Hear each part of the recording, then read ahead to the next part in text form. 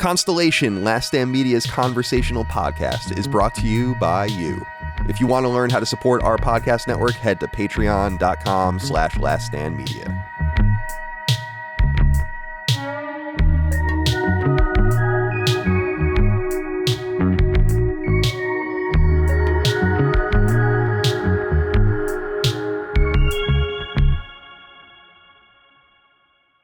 Greetings and salutations. Welcome back to Constellation, Last Stand Media's conversational podcast. My name is Colin Moriarty. I'm joined today by a very special group of co-hosts. Let's get around the horn and say hello to everyone. I can't speak. Chris Raygun, good to speak to you today. How are you today, my friend? How's life? Feeling pretty good. I feel a little incapacitated today because I inhaled so much baked ziti last night because I made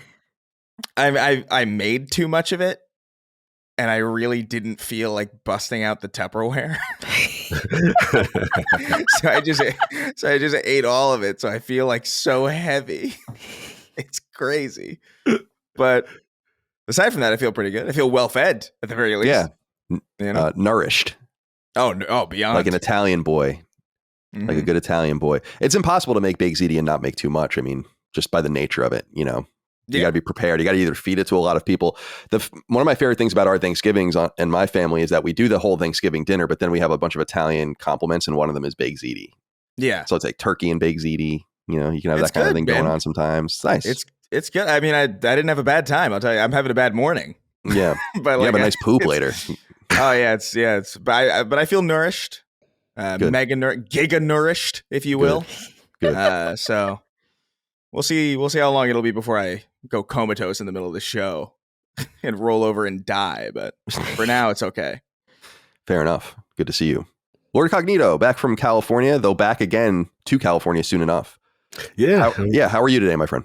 Jet lagged, tired. That time zone, what it is on the flight back is what gets you, man. It's like, it's coming back to the East. Yeah, bro. It's tough, Chris. You already know. So I just get my body used to it. I did get decent sleep, but no, it was a good trip. It was a good trip. And I got to see the Fighting Dude co-host and got a chance to talk and chop it up with him out there in LA. So that was fun. But otherwise, just getting acclimated to this coast again. And I'm getting ready for the show. I saw you guys broke some big news that was circulating about Avowed.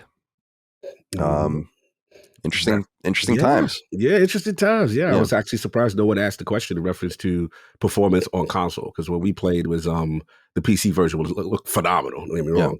And I was just like, because I learned my lesson from the Redfall situation. Yeah. I was like, no, we're on PC, but what a console is going to be playing on? So that's where we got the answer, and that kind of took off. But just full disclosure, I got the sense that I was speaking to one of the art directors and one of the production managers on the game. I got the sense that they still have not finalized that yet, and they're just being conservative. But hey, you put that out there, you know what's going to happen. So that's their responsibility to communicate it or not. Exactly. And journalists need to ask more of these questions. I agree. Or just people with access. You're not a journalist, but you have access and you can do journalism. So that's good. That's great. Yeah, congratulations. I saw that circulating. I'm sure the PS5 Pro version will play at 60 frames. Micah, it's too early, Colin. It's too early. Welcome. You already started. Can't wait to play that Indiana. I can't wait to play Indiana Jones on PS5 Pro. They said Avowed would stay on Xbox, and look at it now. Look at it now. The crossover gonna be lit. We already know what to expect. I'm excited. Micah, my beautiful wife, welcome. How are you today? You had told me about one of the shorts that went up. Ben puts up shorts for YouTube shorts, and I was looking at them, and one of the highest rated comments on one of the recent videos was, "Micah's so pretty." I think was what it was. Did you see that? Did it make you feel nice? I did not see that. No, very kind listener. Probably wasn't wearing their glasses. Maybe their screen was smudged or something, but very nice of them to say. Chris, I gotta throw out another word, ZD maxing. That's going to be the new thing. The young people, it's always water maxing, fiber maxing, protein maxing. We're going ZD maxing. Yeah, ZD I'm ZD maxed out, I think. Yeah, fair enough. Well, it's good to be with you guys today. Thank you for taking the time to talk to me on Constellation. Good to be here with all of you out there as well. Hope you are well. Remember, our shows are on Patreon, patreon.com/laststandmedia for early ad-free access. This is our conversational show, but of course we do mostly video game content. You can check that out on Sacred Symbols and Defining Duke and Summon Sign and so on and so forth. Couldn't do it without you. All right. last week, and I've done this before, but I have my dice from my middle school years, my middle school D&D dice, and it's a Jack. I went into the store on one of the shows, but it's a Jack's bag that I got in Montana, and then I threw the Jacks out because I just wanted the bag, and my dad got really mad at me because I wanted to put rocks in it. So he was a little upset about that. And it still has the price tag on it, I think, although I can't really see what it is. I just see a 0.29 cents on it, so it's got to be like 129 or something. Anyway, here's a 4-sided die. Chris, you're 1. Cog, you'll be 2. Micah, you'll be 3. I'll be 4. And you'll just have to believe me because we don't have a cam to show you the roll. But it is 1. And that goes to Chris Raygun. So, Chris, you begin us on this week's Constellation. Yeah, so I was up really late last night. I think it's like, what the hell can I talk about that hasn't been thrown into the pool already? And I thought about exotic animals. And I want to let you guys know why I thought this specifically, because I had a memory of Googling this story that somebody had told me about, where they had in 1916 they had a circus elephant who apparently killed someone, and so they hung it. They literally they lynched an elephant, and they have like artistic renderings of it, where I think it's called "Mary the Murdering Elephant" or something, and it's wild. You can Google that if you want. Yeah, I'll do that. It is a wild image. Let me tell you, because they did it with a crane. But yes, I was thinking about that, obviously, as one does late at night. Great nighttime dream material. Dude, the picture of it hanging from the crane is insane, by the way. It's one of the craziest things I think I've ever seen in my entire life. But it got me thinking about just like these creatures that we just kind of like, I don't know. I see an elephant and I often forget that we share the planet with them because they're ostensibly fictional to me. Because I see them so infrequently. Like, I understand, I get cats, I get dogs, birds, the occasional, like, lizard over here on the West Coast that, like, scurries out of a cactus or something. And I remember being a kid, and I remember wanting these, like, strange animals. Like, I loved my dog, I loved my cat in my old family home, but I remember really wanting a chameleon when I was a kid, for no other purpose and for no other reason than I saw a man in Puerto Rico in a McDonald's with one on his shoulder, and I thought that's so sick. Yeah, and I thought about the practicality of it. It was like, oh my god, if like a mosquito's bothering me, bam, I got like a turret on my shoulder for the mosquitoes.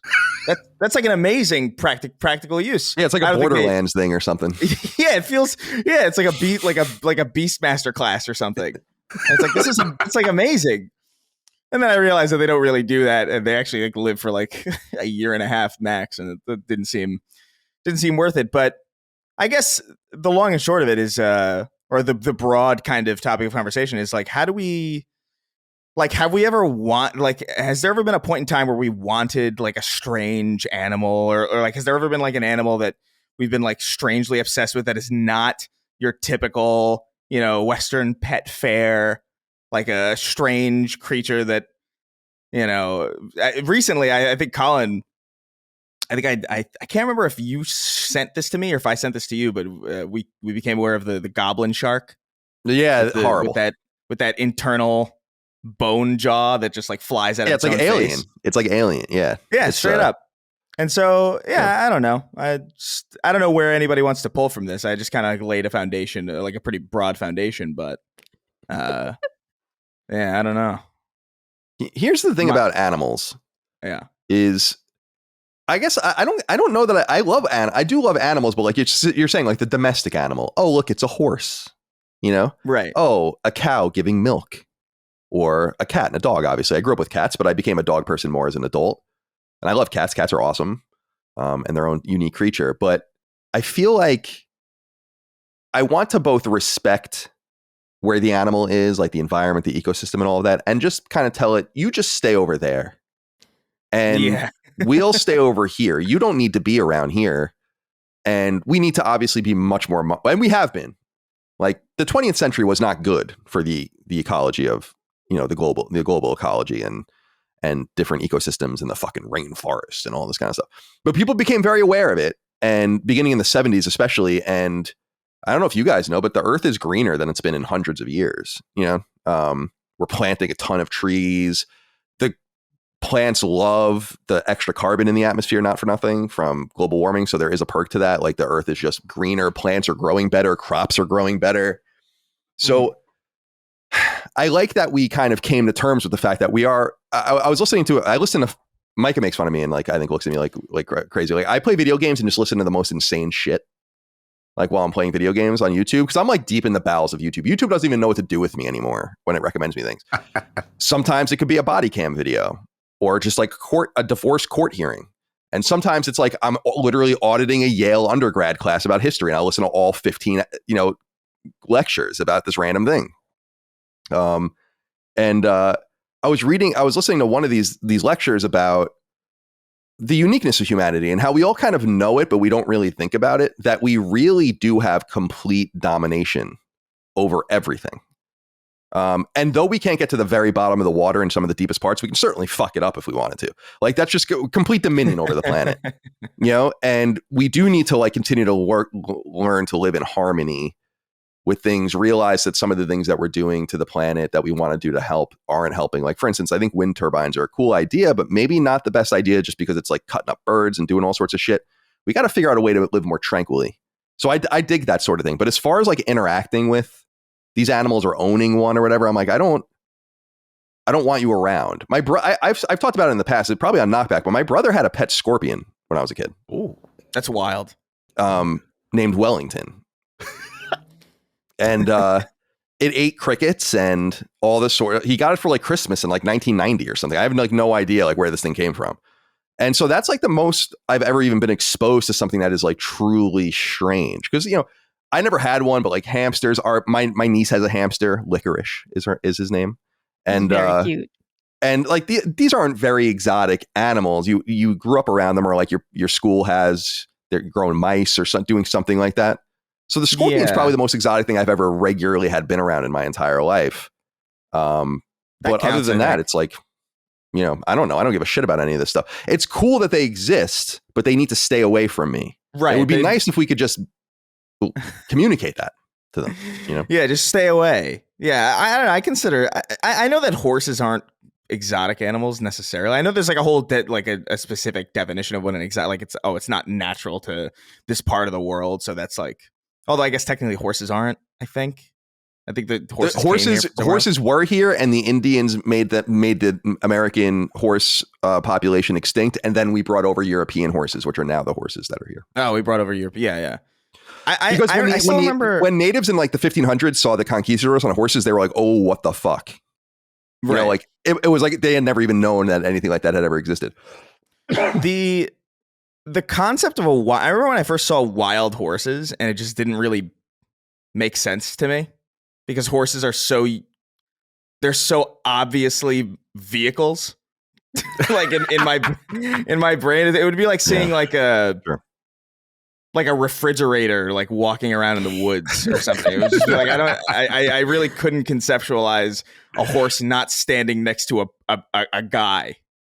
But yeah, I don't know. Scorpions, I think, would count. Scorpions are insane. I don't understand the whole tarantula thing. The whole I want a massive insectoid kind of thing just chilling in my room in a box. I never quite understood that. They're on the verge with lizards for me, although I think lizards are cool enough to observe that I feel it's a little bit more understandable, although the heat lamp stuff is kind of wild. Yeah, my nephew has a lizard which Micah watches when they go away. She goes, and his name is Yoshi. Yeah, that's awesome. That's great. And he's a leopard gecko. They always offer that if I just want to put the tank in our house, we can. But I'm I don't want the fucking thing in my house. I will go to your house. I'll feed it. I'll give it water. I'm not putting that fucking thing in my house. But aren't geckos the cute, one of the cuter ones? They are, but he activates the spiderish thing in my brain. I will go in there and he has this rock that he hides in, and I'm always hoping he's in there because I don't want to Like, I don't want to put my hand in the tank and like be near him. Like I like watching him through the glass, but there is something about him, the way he kind of skitters about, and it activates the arachnophobia thing in my head where I'm like, don't fucking move. Like, whatever you do, don't move. I'm going to give you your water. I will give you some food. You stay right there. And like, if he like turns his head up, I don't know what it is. Because generally speaking, I like the little lizards that run around our neighborhood. Like, those don't freak me out. But something about him, maybe it's because of the spots. Things with spots kind of freak me out. And well, that is like about it. Isn't that a universal sign of like poisonousness? I'm pretty sure I remember hearing that at some point. I probably shouldn't tell the listeners. I have that thing, that trypopophobia or whatever, where you really dislike, like things with holes. And I think things with spots like that kind of trick that as well, as I'm like, I don't like this. Like, I don't like this one bit. You don't like cartoon. You don't like cartoon. Sick. You don't like cartoon Swiss cheese. Oh no, that's fine. That's fine. What about SpongeBob? Yeah. Oh, SpongeBob doesn't bother me. No. What about a hyper-realistic SpongeBob? Would that be what jarring? I hate the most? Okay, those floral arrangements that like the dried ones that you buy, and it always has that weird wooden flower that's got a bunch of holes in it. And that fucking freaks me out. Ever since I was a child, if my mom brought one of those like fucking fake flower arrangements home from Michael's, and I would just be like, just put that one away. Like it does something to me. I was like, it's got holes in it. I don't know, but it seems hyper specific because you're right. There's many things that don't bother me, and then I see one of those flowers, and I'm like, that thing needs to be burnt. I mean, I can understand. Look, I can understand the fight or flight kind of thing activating for lizards. I suppose it doesn't happen for me because I just think they're too cool. I think they're just too interesting, and I think they're fun to look at because they're designed really well. I didn't expect this to be a problem, genuinely. When I said I'd watch the lizard, I was like, oh yeah, that's fine. And then I approached the tank, and I like something about it. Just my brain was like, you don't like this. And actually, like a frog got into our house last week. And I fucking panicked. I really did. Just like, I like froze in place. And I was like, Colin, you got to get over here right now. Like, because there was a frog on our wall. And I don't know what it is. Because generally speaking, I like nature. I like outdoorsy things. But that fucking frog, like the moment he was in there, he might as well have been a tarantula. I was like, I can't move. I cannot approach it. I can't touch it. Like somebody else has to deal with this. So I don't know. Things that like skitter around or hop kind of bother me. I don't know. I think for me, it's always insects, insectoid, like arachnid, things like that. Like I'll go and I'll kill one if like I don't have a problem. I'm not gonna like hide in the bathroom or anything. But like if I find one on me, it's over. It's over. It's a wrap. You know, like it's over. It's Majin Vegeta exploding. The whole place is gone because I don't know what it is. I think that's like just genetic memory or something where like just insects have been such a plague and such a problem for humanity for so long that you just like naturally are repulsed or you're just naturally that's totally a thing. I'm sorry to interrupt that. No, go ahead. I was going to say that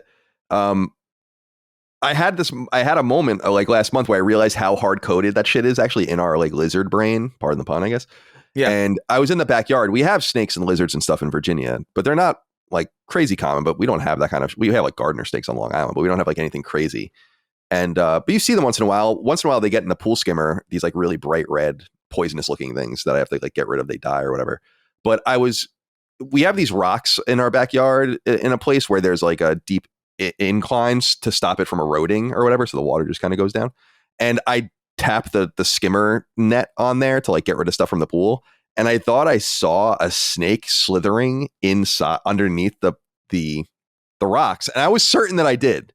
Because I was like, what was that? Like, and I couldn't believe it. So I even told Micah, I'm like, keep the dogs away from there. Maybe we have a snake like living under the pool, like, near under the concrete or whatever. And then when I was over there, and I thought this for like a few days, I was like, okay, I mean, this is like something I have to deal with here. And then I went back over there again and I looked down and it's just the stuff the landscapers put underneath the rocks, like this rubber stuff of the texture looks like a snake, like totally. And I stared at it and I was like, shit, that's what I saw. But when I saw it quickly, it totally was a snake. And I was like, wow, that's something. Why did my body even react like that? Because I'm not really familiar with these things, Yeah. But there was like something very primal about it where it's like, oh, you don't want to fuck around with this thing. But it ended up being nothing at all. It's hard coded. Like that's with bugs especially, man. Like and I think it's just because they're so small and quick. Yes. And the way that they like if you see a spider across the room, it'll be at your foot in like a second. You know, and that's what's unsettling about it. Like they're the fastest fucking things ever, and then they're just the way they look. It's like they're designed to be edgy. Like there's something like just so try hard. I'm so cool. I'm so jagged and sharp. Look at my legs. They're just sharp. They're like knives. It's like I get it. Whatever. They're just freaks, man. But Cog, I want to hear from you. Yeah. No, this is a great subject. As far as exotic animals, like I remember, shout out to King because I would go to where he lived in his projects, and there would be guys that would go to these pet shops. They have these local pet shops in every hood, and you know you got your normal joint, and then they'll have the lizards, and then they'll have the snakes. And I remember King's infatuation with this. And I was like, why do you need this in the house? Like, I don't understand why I have to come over here and see this thing. And look, there is a fascination with it, right? But it's kind of like when Micah and Colin, in the sense that, like, you stay over there. I don't want nothing to do with you. Because in my mind, when you get loose, all hell's about to break loose. That's how I think. So I got a healthy respect. And there's something about snakes in general really freaks me out. And again, whether, you know, the quickness, or I watch like nature shows and you see the cobra and, you know, you gotta respect that. That hood comes out. It's that warning sign. It's threatened. You know, all that kind of stuff. I just have a natural respect for the ecosystem of where they are from. I understand where they are in the food chain and what needs to happen, but I've never had the desire to be like, yo, I want one of those in the house, you know, kind of thing. The ones that are funny though, I remember, this is a deep cut. I don't know if Colin remembers. There was a movie called The Last Dragon with Bruce Leroy and all this stuff. And it was like a hood classic. Right. And there was the villain in the movie, like would torture people with this like water tank full of piranhas. And I always thought, all right, one more bit. I thought piranhas were kind of funny. And something about piranhas, I just think that like you don't think fish to be vicious, you know, that kind of thing. Yeah, so, the idea of a vicious fish is kind of hilarious to me. So if I ever came close to being sadistic and being a boss in my old film, I might have a tank of piranhas just to see what they do. That's so much. That feels so much more dangerous than a snake to me. Although I know that can't possibly be true because they're fish. There is something about a piranha that's like really easy to underestimate. Yes. Even though they eviscerate shit. It's unreal. Like I remember thinking that, like, whenever I would see that in movies, I remember there was a point when I was a kid where I either thought that piranhas weren't real, or when I got old enough to understand that they were real, that it's like, oh, it must be exaggerated for like movies or whatever. But it's kind of not. Bro. Like they really are like just shredders. Yeah, bro. It is insane. The velocity and how quickly they are and how they tear stuff apart. And it's just fascinating kind of stuff. But yeah, I'm with you. I used to think they were not real too. I thought it was, this is just some exaggerated thing. And then you watch them, like, it's fascinating, bro. Yeah, I really thought they were like dragons or something. You know what I mean? Where it's just like this. There's no way a fish is just like eating a moose whole like in seconds. Like, what are you talking about? It's not. That can't, especially because they're obviously small. It's like, no, what are you talking about? This can't possibly. But yeah, I was fish are another thing. Like, I don't know, man. Like the ocean, we've talked about the ocean so many times on the show about how I just really loathe it. And I was watching this thing recently. I don't remember if it was a documentary or what, but it was some nature thing about this parasite that like swims through the gills of a fish and then like latches onto its tongue, cuts the blood flow out from the tip of it. So the tip of the tongue necrophies off and like dies and withers away. And then it becomes the tongue. Hey, yo. I'm not even fucking, and you just open a fish's mouth and there's a fucking like Pokemon just like sitting on the end of like the fish's tongue. And it's just got to deal, like, imagine having to deal with that with like, imagine that happening to you and just not being able to put your hand in your mouth because you're a fucking fish. and you're just like, I guess this is life now. I guess I just have like a crab. I guess my tongue is a crab now. Just a hellish fucking place. Yeah, it is. If you don't have health insurance, though, some of our maladies do feel this way, do they not? Like, what can I do about this? That fair. However, I would prefer every ailment combined to that. Bruh, that's sick. Yeah. No, nature's fucked in so many ways. Like, it's just, I was at the nail salon yesterday. On one TV screen, they had 2009's classic Monsters vs. Aliens, which I'd never seen. It was cute.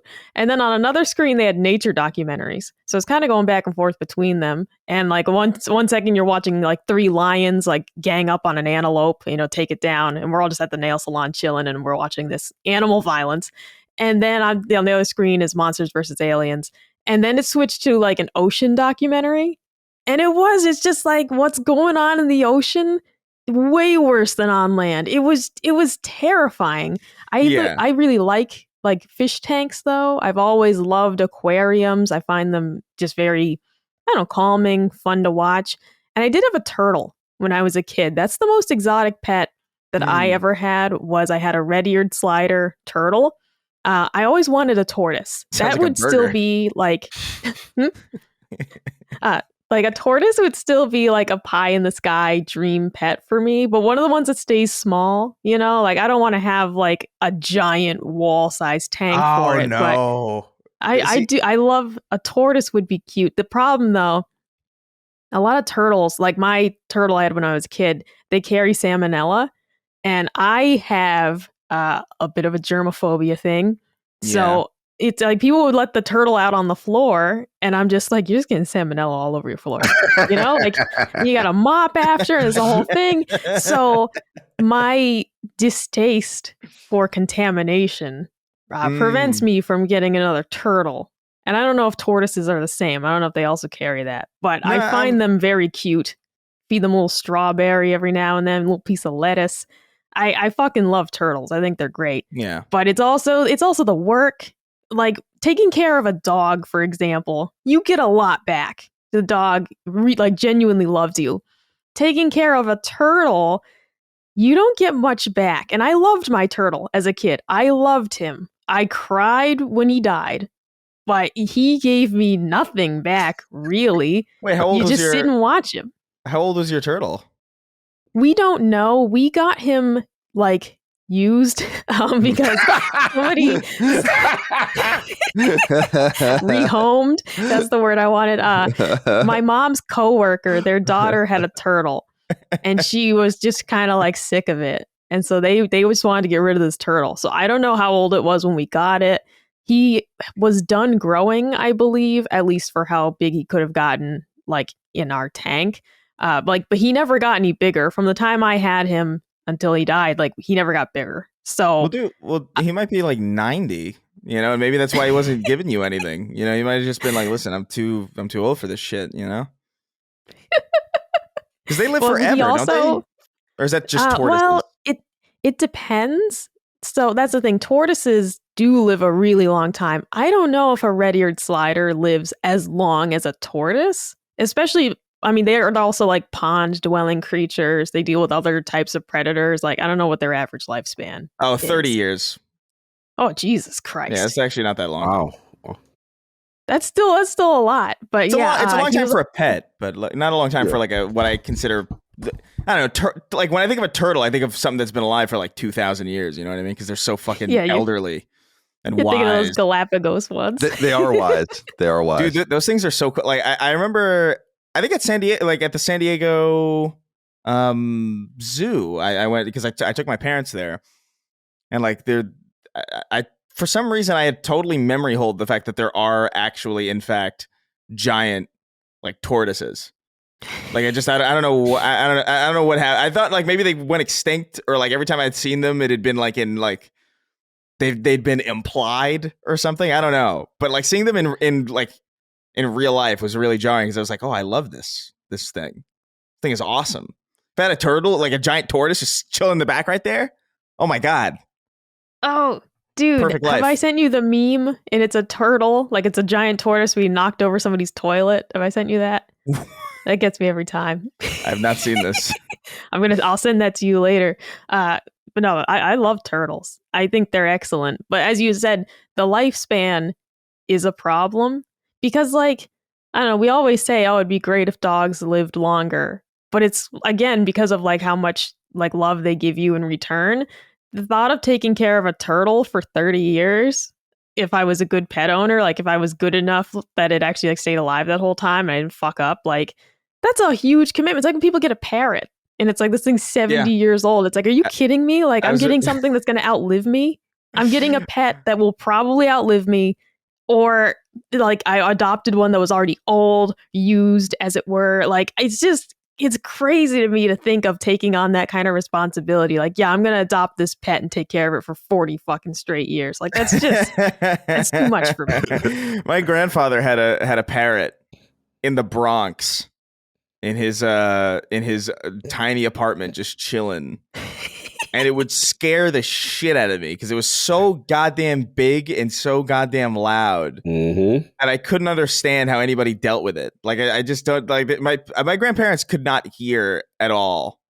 I bet at a certain point because there's no way that their eardrums weren't ruptured consistently by this thing screeching and squawking and saying like questionable things. It would speak Spanish at me too, which was scary. It was like a very scary experience if you're like 4 and just trying to like understand the world, and then suddenly this bird is speaking obviously speaking a language at you, and you haven't learned yet that they can do that. But that bird was, I think, like in its 40s when I was like a child. Oh, and it's still alive. No, I'm not fucking kidding. And I'm just like, his name's Petey, and I remember specifically being like, I heard recently that it's still chilling. And I'm like, how the fuck? How well is he? What is he eating? What is his secret? Insane. But yeah. I don't know. Dude, no, birds are another level of. I think birds freak me out more than a lizard does. I used to go to. There's a really great pet store back home, Dave's Soda and Pet Food City. They had soda for the humans, and then they had pet food.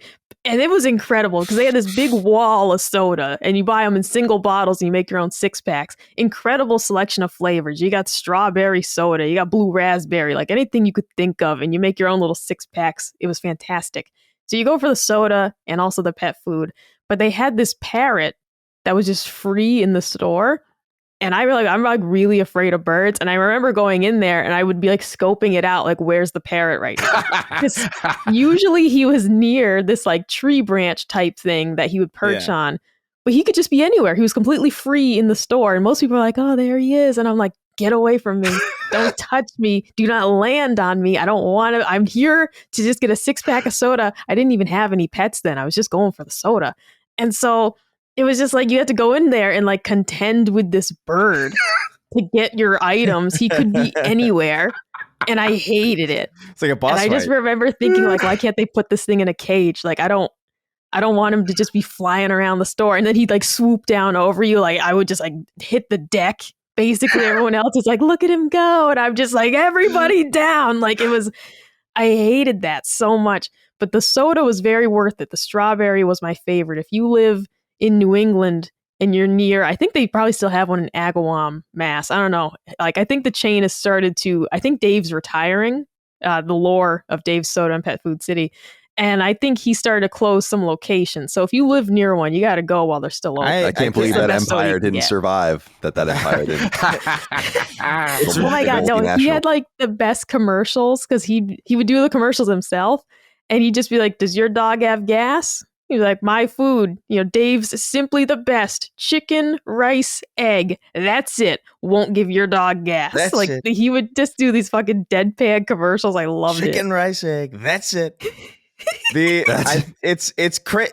We're kind of like, that's such a strange like Willy Wonka type. Like here's every soda you could possibly. Here's sodas that'll like make you levitate, and and then also there's pet food.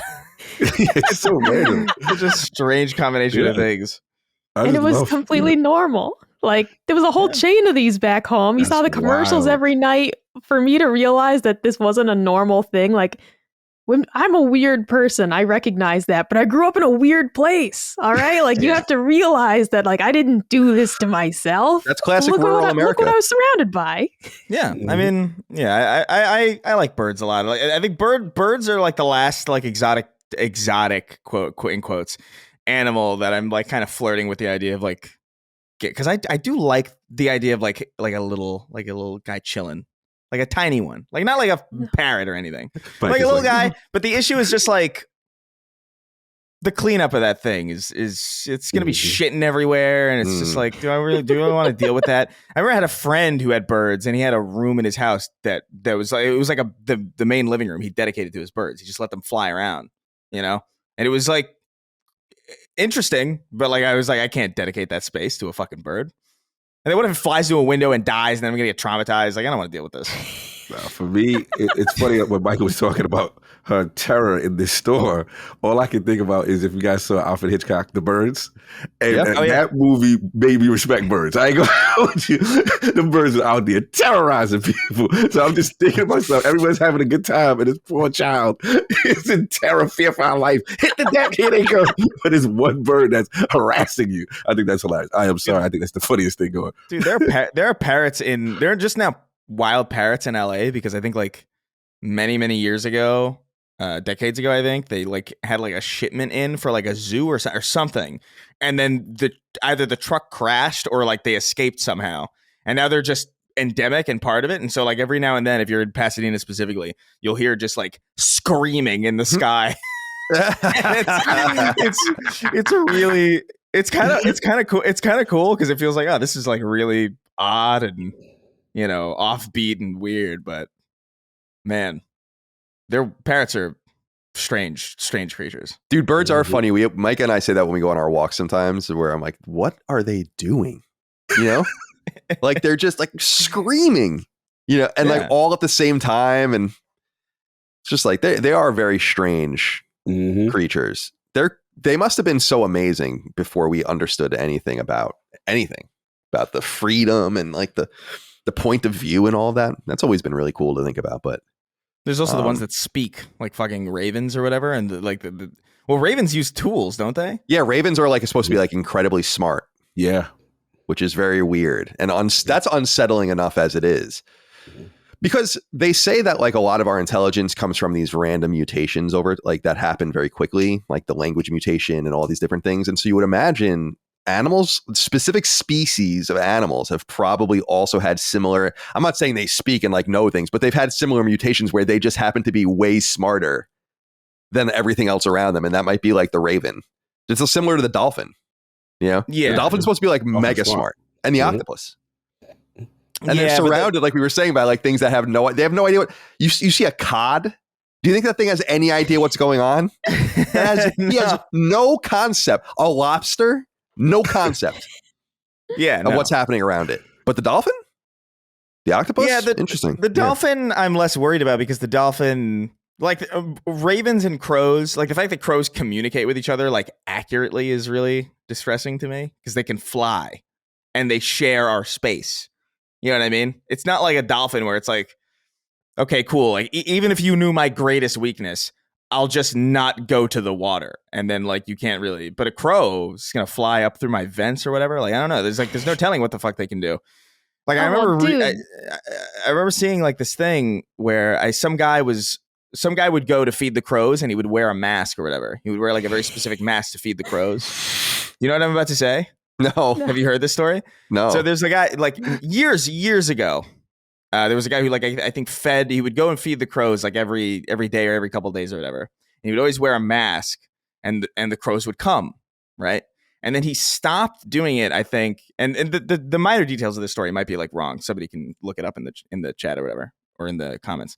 But I think a couple years later, like after he stopped for a while, somebody else with the same mask came to feed the crows, but it wasn't the same guy. He put the mask on and all the crows came down waiting for him to feed him. And it's just like, what the fuck? Interesting. How does a bird communicate like the visual design language of a fucking mask over generations, presumably. Like what? That's insane.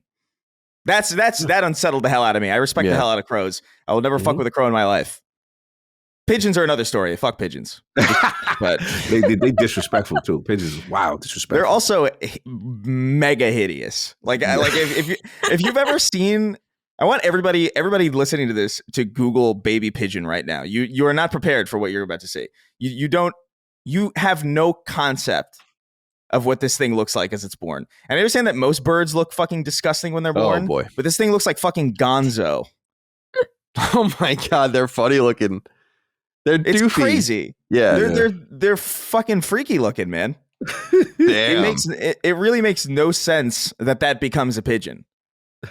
If you ever want to convince somebody that evolution is real, just put a baby pigeon next to an adult pigeon and understand that metamorphosis is possible over the course of weeks, and then stretch it out to millions of years. And like, yeah, why couldn't a lobster become a fucking dragon? Like, what the fuck? Why not? It's insane. Well, we said that on Sacred, didn't we, Chris? That it was how disturbing it was for me when I found out that whales evolved out of the water onto land and then went back into the water. Yeah, I'm like, are you out of your fucking minds? Like, that's what really happened. And they're like, yeah, we have like a conclusive fossil record of this. Like everything started in the water. They came out of the water. They evolved on land, and then they went back into the water. Yeah, they were like, fuck this. They were wise, like, probably in some way. And that's why they're so fucking huge. Because like they were able to get that. Like that's an impossible size for a land animal. And I was like, that is fucked up. That's why they have knees still. I know we brought that up. Right. They have like weird knee bones and stuff. I don't know who could deny evolution. It's like so strange because it's just so obvious. It's like denying the moon landings just because if you look at the moon with a strong enough telescope, you can see all of the landing sites. So you're like, this is a pretty complicated conspiracy right here. You know, there's the moon rover. So they sent it and they wheeled it around with all the tire tracks, but they didn't go. It was a remote. It was an RC. It was a remote control. Car. Seeing is believing, in my opinion. That's why, think about the way we feel about the crows is the way the aliens are going to feel about us. When like unsettled. Yeah, and being like, how do these dumb fucking assholes do this? Like we don't understand. We speak with our minds, like the Moonanites. Yeah. The Moonanites. We have 5 dimensions. All right. Well, that was fun. I mean, are you satiated and satisfied with the topic? That went in interesting directions. I'm glad. I wasn't sure how it was going to go because I was like, I don't know. I actually don't know much about exotic animals, but I think with the all 4 of us managed to pull together some interesting stories. I was not expecting a soda pet food shop. Yeah, with a rogue parrot flying around. So it's Western Massachusetts. Well, and see, I was expecting when Chris sent us this topic, I was like, oh, he's talking about that lady that got her face ripped off by that chimpanzee. I thought that's where this was going. Because do you remember that was, or also like 2 weeks ago, I made a Siegfried and Roy joke about him getting attacked by that tiger. Didn't go over very well because it was Colin's mom, but that's fine. I was just like, well, when's the last time anybody talked about Siegfried and Roy and that tiger attack, man? Like these are vintage things that we need to keep them alive. Well, now we got to keep making jokes about it. Well, today the whole thing is like pit bull attacks, right? Yeah. Oh yeah. Like, and how common. That's less funny though. Well, right, but that's like the common like animal fucks up a person, but because it happens every day, exactly, it doesn't hit the same. So now it's actually not that interesting that the tiger did that because it's like, oh, we have like animal brutality every day. Just go on Lively.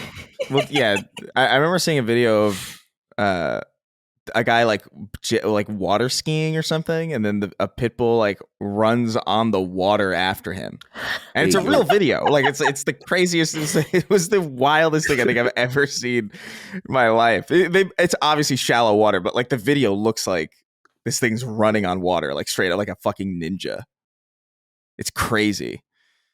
But I remember that chimp and the Siegfried and Roy. It really was this elephant. This elephant thing. I just can't believe they hanged an elephant. Yeah. Like I just think that's so funny. The visual is hilarious. I mean, did they really? Could you really strangle an elephant? Its neck is so huge. It is. They did it. I mean, there's that picture, right? That in the wiki. Yeah, I don't know if that's a real picture. Yeah, did they just hang it after it was already dead? Yeah, like, maybe, probably. They probably I don't know. I don't know what. How do you kill an elephant? That is psychotic. Like it is psychotic. Like they you could kill it. I mean, that's fine. But like you're hanging it. Like it knows that that's like a punishment. Yeah, you know? Like they got together to come to this decision. This elephant is going to pay. Like you are going to know what you did. We're gonna galvanize the community and watch this. Like two come in on Sunday for the elephant. Mary's going down on Sunday. Tune in. Dude, I love that you brought that up. That it's like it really is like it's done in such a way that it assumes that it will learn something from it. Or that it's like elephant brethren will see it and understand. Make an example to the other elephant. Yeah, but there were no I don't think they invited other elephants. No, they just showed them the pictures. They probably just printed out the pictures and put them near the other elephants, like just a warning. Like, don't do this. It's a mesmerizing image, man. I think you'll appreciate this too. Do you guys? I doubt you would, but this is funny as fuck too, in my opinion. Do you guys know about? And Mike, I feel like maybe you and I actually did talk about this at one point. The story of Saint Guinevere, the dog that was knighted, or that has sainthood from the Catholic Church, or whatever. So here, I pulled it up. And I'll put it in here if you guys want to see it. But basically, this is from the Wikipedia. Saint Guinevere was a legendary 13th century French greyhound that received local veneration as a folk saint. And basically, the story is that this like local lord found his baby like all fucked up and dead or whatever, and the dog was being attacked by something, and the dog was nearby and got blamed for it. And then what they realized was that the dog was defending the baby or whatever and was like doing its best. And the guy felt horrible, and so like dedicated like the rest of his life basically to like venerating this dog who saved his baby. And it had sainthood. And then like I guess the Catholic Church eventually had to get involved, saying like, we really can't have like a dog that's a saint, but like that, this persisted for like a long time. According to this, it says, despite repeated prohibitions by the Catholic Church, the cult of this dog saint persisted for several centuries. So that is insane. That's so insane. And on the Wikipedia page, there's like a modern illustration and like stained glass of it, which is fucking awesome. Like imagine that was like one of your windows at your local church. That's sick. And it has the little halo around his head. That's the halo, like the same halo. That. Yes. I want to own this stained glass. This is amazing. So they killed that dog in error and then made him a saint. Oh man, humanity's fucking funny. Snake. That's like that reminds me of the snake. That's what it was. Oh my god, what is it? The cadaver synod or whatever. Do you know what that is? The cadaver. No. So like that was like I don't remember exactly when. We're going into like weird history rabbit holes now, but I love this. I love that this is happening. This is, I guess, from what I remember. Here it is. Here's a wiki if you want to. There's no real concise thing of it, but basically they put a like a dead body on trial in like 897. Yeah. It's a crazy. This whole story is crazy. If you want to look, if anybody is interested in looking this up, I'm not like I looked into this really heavily for like a week, and then like so this is like all loose memory, but it's called the Cadaver Synod, SYNOD. I never heard of this. This is insane. It says this is the Wikipedia for people out there. The Cadaver Synod is the name commonly given to the ecclesiastical trial of Pope Formosus, who had been dead for about 7 months, in the Basilica of St. John Lateran in Rome during January 897. The trial was conducted by Pope Stephen VI, the successor to Formosus' successor, Pope Boniface VI. Stephen had Formosus' corpse exhumed and brought to a papal court for judgment. He accused Formosus of perjury, of having acceded to the papacy illegally and illegally presiding over more than one diocese at a time. At the end of the trial, Formosus was pronounced guilty and his papacy retroactively declared null. They had to exhume him to do that? Like they exhumed him. They exhumed him. They put him on trial. They put him on trial and they asked questions. They asked him questions. And I'm picturing this being filmed like The Office, and so like they're asking him something, and then the camera just goes right to him, and it's just a dead face, and they're like, God. "Answer me!" Like what? This is real, yeah. You can just annul his whatever anyways. You don't have to dig him up. You don't have to bring him in here. Imagine how he smelled. All right. And you're just why? It's so weird. Catholics are crazy. I'll tell you firsthand, they're crazy. You know? Yeah, history is full of just strange things like this. And I love learning about them. I love how fucking insane Catholicism is, like, and I say that as a culturally Catholic person who grew up Catholic, like just the insane level of whatever is going on and all different facets of it remains hysterical to me. And it's cool. Yeah. It's art and it's all sorts of things, but it's this too, you know, like it's like great basilicas and trials of dead men. You know, it's beautiful stained glass and the Crusades. Yeah. Yeah. Okay. Well, that was fun. All right, we're going back to the dice. We've already had number 1. So let's see. If number 1 comes up, Chris will choose the next person. But otherwise, we have Cog at number 2. It would be Micah at 3 and me at 4. Let's see what happens. 3. Micah, that's you. You're next. All right. Well, the topic, gentlemen, we're going to get a little philosophical with this one. We're going to get a little heady with this one. The topic is salad. And I was thinking about salad because we had salad the other night for dinner, and there's something really satisfying about a big salad, okay? Pop culture references aside, like Colin and I, we have big salad night. And I make a homemade dressing that I don't like. It's for Colin. But I make a homemade dressing. I make some boiled eggs. I get all the veggies sliced up. I got sunflower seeds this time, you know. Like we really do it up for big salad night. And there's something very satisfying. I also make like chicken strips. We chop up the chicken strips, put those over the salad. Like I get, you know, there's something about it, about having this big bowl of salad. And, you know, and then I was just thinking though about the ancillary salads, of course. You know, you got your cookout salads that I typically don't like because I don't like mayonnaise, but people are very fond of those. Or your Midwestern Snickers salad that they eat, you know, the Midwestern food. Like, what the fuck are they doing? It's like marshmallows and candy, and they're like, this is part of dinner. And it's like, why isn't this at the dessert course? Why are you just eating this? Oh, Google Snickers salad. Oh my! It's a very real thing. And they just eat it like you're eating a hamburger at a cookout. And it's like, would you like some ambrosia with that? It's like, why isn't this with dessert? Like, why are you eating this now? Ambrosia is very popular, like in Western Mass as well. So I can't completely pin it on the Midwesterners. But, you know, good Lord.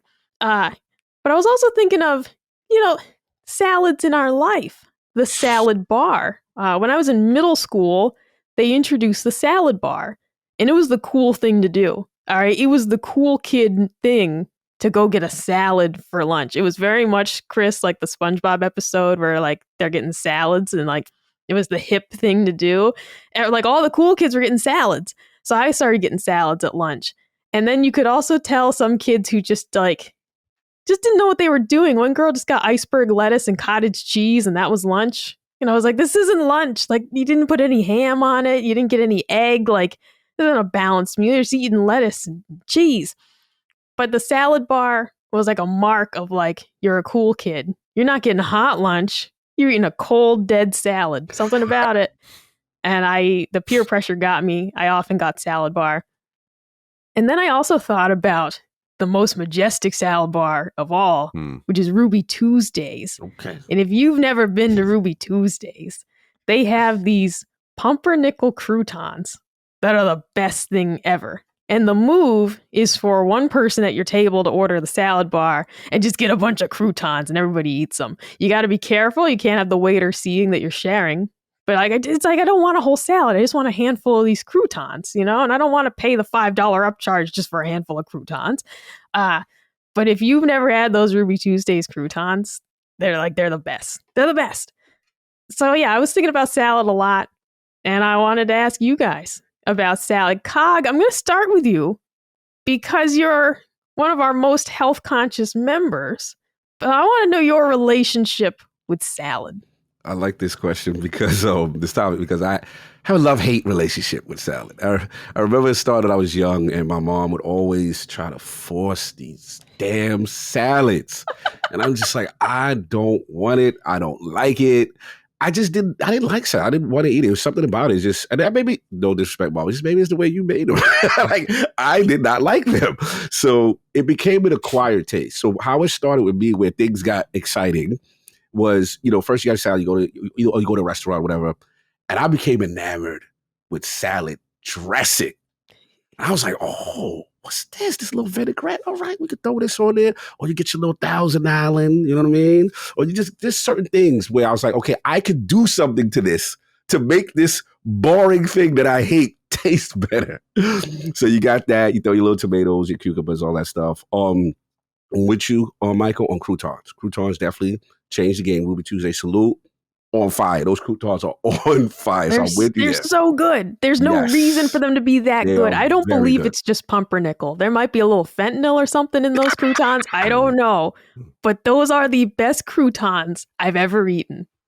So yeah, the vinaigrette. I like my little Italian vinaigrette sometimes with that. And I guess, it became a thing. I'm like, okay, this is healthy what I'm doing. And now I find a way to jazz it up to make it good. Now, there's some people, shout out to one of my friends in Long Island. He had like they got like a real garden they would get their tomatoes from and stuff like that. They'd make their salads like legit.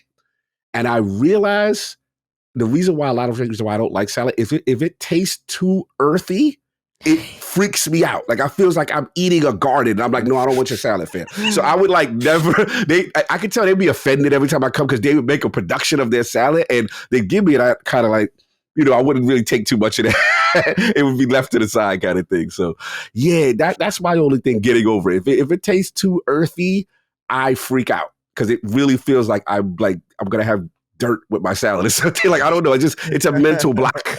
Like, I can't do it. But overall, yeah, salads are cool. And for me also, gotta have that little grilled chicken.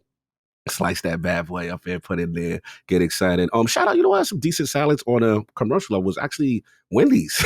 Wendy's had some decent salads back in the day. I used to get some from there. They used to have little strawberries and other little things. Some people put almonds and nuts and stuff like that. But yeah, salad is something I definitely have learned to appreciate. As a former salad hater, I've come full circle. So that's my salad story. Yeah, see, and that's interesting because we are opposites in that way. I don't like salad dressing at all. I don't like the wet lettuce primarily. So I just put salt and pepper on my salad and I eat it dry. And then Colin's family has like their signature salad that they make with this like sugar and vinegar dressing, and it's good, but I just don't like the wet lettuce. And so sometimes, depending on who's making it, like sometimes Colin's cousin will like leave some salad plain for me. And I always say you don't have to just because it's, it's not a big deal. But it's like, the wet lettuce. There's something about it, unless it's hot. We also eat it after dinner. Really? Oh, yeah, I know. And I think I got to get the salad out of the way first. Yeah. Like, you guys eat it last. Yeah, and it's like, agree. Oh, yeah, I just had a big, delicious dinner. You know what? We'll cap this off some salad. It's like, you get the salad out of the way first. It's like my little appetizer, like kind of, yeah. Yeah, exactly. I was like, what? So I had to get accustomed to Colin's family's salad ways. But, otherwise, it's a perfectly fine salad. It's wet. I don't like that. Chris, my young friend, tell me about how you feel about salad. Yes, well, I am the least health conscious member of Last Stand, as we all know. I think salads are fine. I remember I used to like really hate them just because I felt like I was just, I don't know, what am I, like a land before time dinosaur eating tree stars? Like, what is this? Is this food or is this grass? Like, it just didn't feel right that I was eating something that like a horse would graze on. Like, I don't know, something weird about it. But eventually, like, it's like, okay, yeah, this can be good sometimes. And like, I get that it's like really healthy for you to do it. But for me, it's more like I feel like salad is less food and more maintenance for me. Like, I don't have a salad because I want something good to eat. I have a salad because I should probably have a salad. It's like a flu shot or something. Where like it's to the point where like, and Colin's probably seen this. I remember Colin like ordered like this giant salad. Oh yes, sweet at green. Some point. Loved Sweet it. Green, yeah. Which was it was good, but like I didn't put anything on it. And I don't remember if you commented on it or not. I think I did. But I think I just eat it dry because my thought is like, why am I trying to pretend like this is like like I'm going to Flavor Town, you know, like it's pure vitamins and you know what I mean? Like it's just pure like sustainability and like and a boost to your health. Why am I going to put like a vinaigrette on it to make it taste better than it does? And thus technically the way that I feel generally about most things is that if something tastes really good, it's probably worse for you than something that doesn't taste super good. You know what I mean? Like flavor is almost like an indication that is bad for you. Yeah, I know what you mean. Yeah. Like it tastes too good. It just cannot be healthy. Right. Yeah, it's like candy where it's just like, this is killing me, clearly. Like there's no way that this is allowed. Yeah, why does it have to be like that? It's so strange. It is unfortunate. Like even just putting seasoning on chicken, you know, like I love chicken, like put some adobo, some sazon, like all the seasonings on it. I love that shit. But undoubtedly putting like salt and all this stuff on your chicken is making it less healthy, you know, at least like a little bit, even if it's just like marginally. And so for me, I'm like, look, I'm already eating leaves. I'm already eating like, I don't know, fucking gravel. Let me just commit to this. I'll raw dog this, whatever. It's fine. And then I'll reward myself later with like, some chicken and some, although I will put chicken, grilled chicken on a salad every now and again. I think that's like the main thing that I will add to really kind of, but even that's like not really unhealthy. It's not like a dressing where it's like there's like sugars and, you know. Although I heard somewhere I said this on the Snark Tank and somebody wrote in, they were like, actually, you should put dressing on your salads because something about like salads being like fat soluble, and if you don't eat them with fat, then it doesn't work. And it's like, I don't know, maybe that's true. I don't know what the fuck that means. Quite frankly, yeah, some vitamins are fat soluble, which is why your doctor may recommend you take certain vitamins with food, for example, for better absorption, or things like you can't absorb, I believe, calcium without having sufficient vitamin D in your system. Right. So that does make some sense. Yeah. But it's like, is that just an excuse for that guy to be like, more salad for me, more dressing for me, please? Well, so to me, it's like, to me, I think about that as like, all right, well, let me get a pork chop then. Like, what the fuck? Gonna put dressing? No, come on. But no, I've had salads that I like. I like a standard Caesar salad. I like croutons. Obviously, who the fuck doesn't like croutons? I think I've had that Ruby Tuesday salad before, and I did like it. Although when I go to Ruby Tuesdays, I'm always getting a bison burger. Like that was the thing that I would order every single time whenever I went to Ruby Tuesdays. But yeah, I don't know, salad.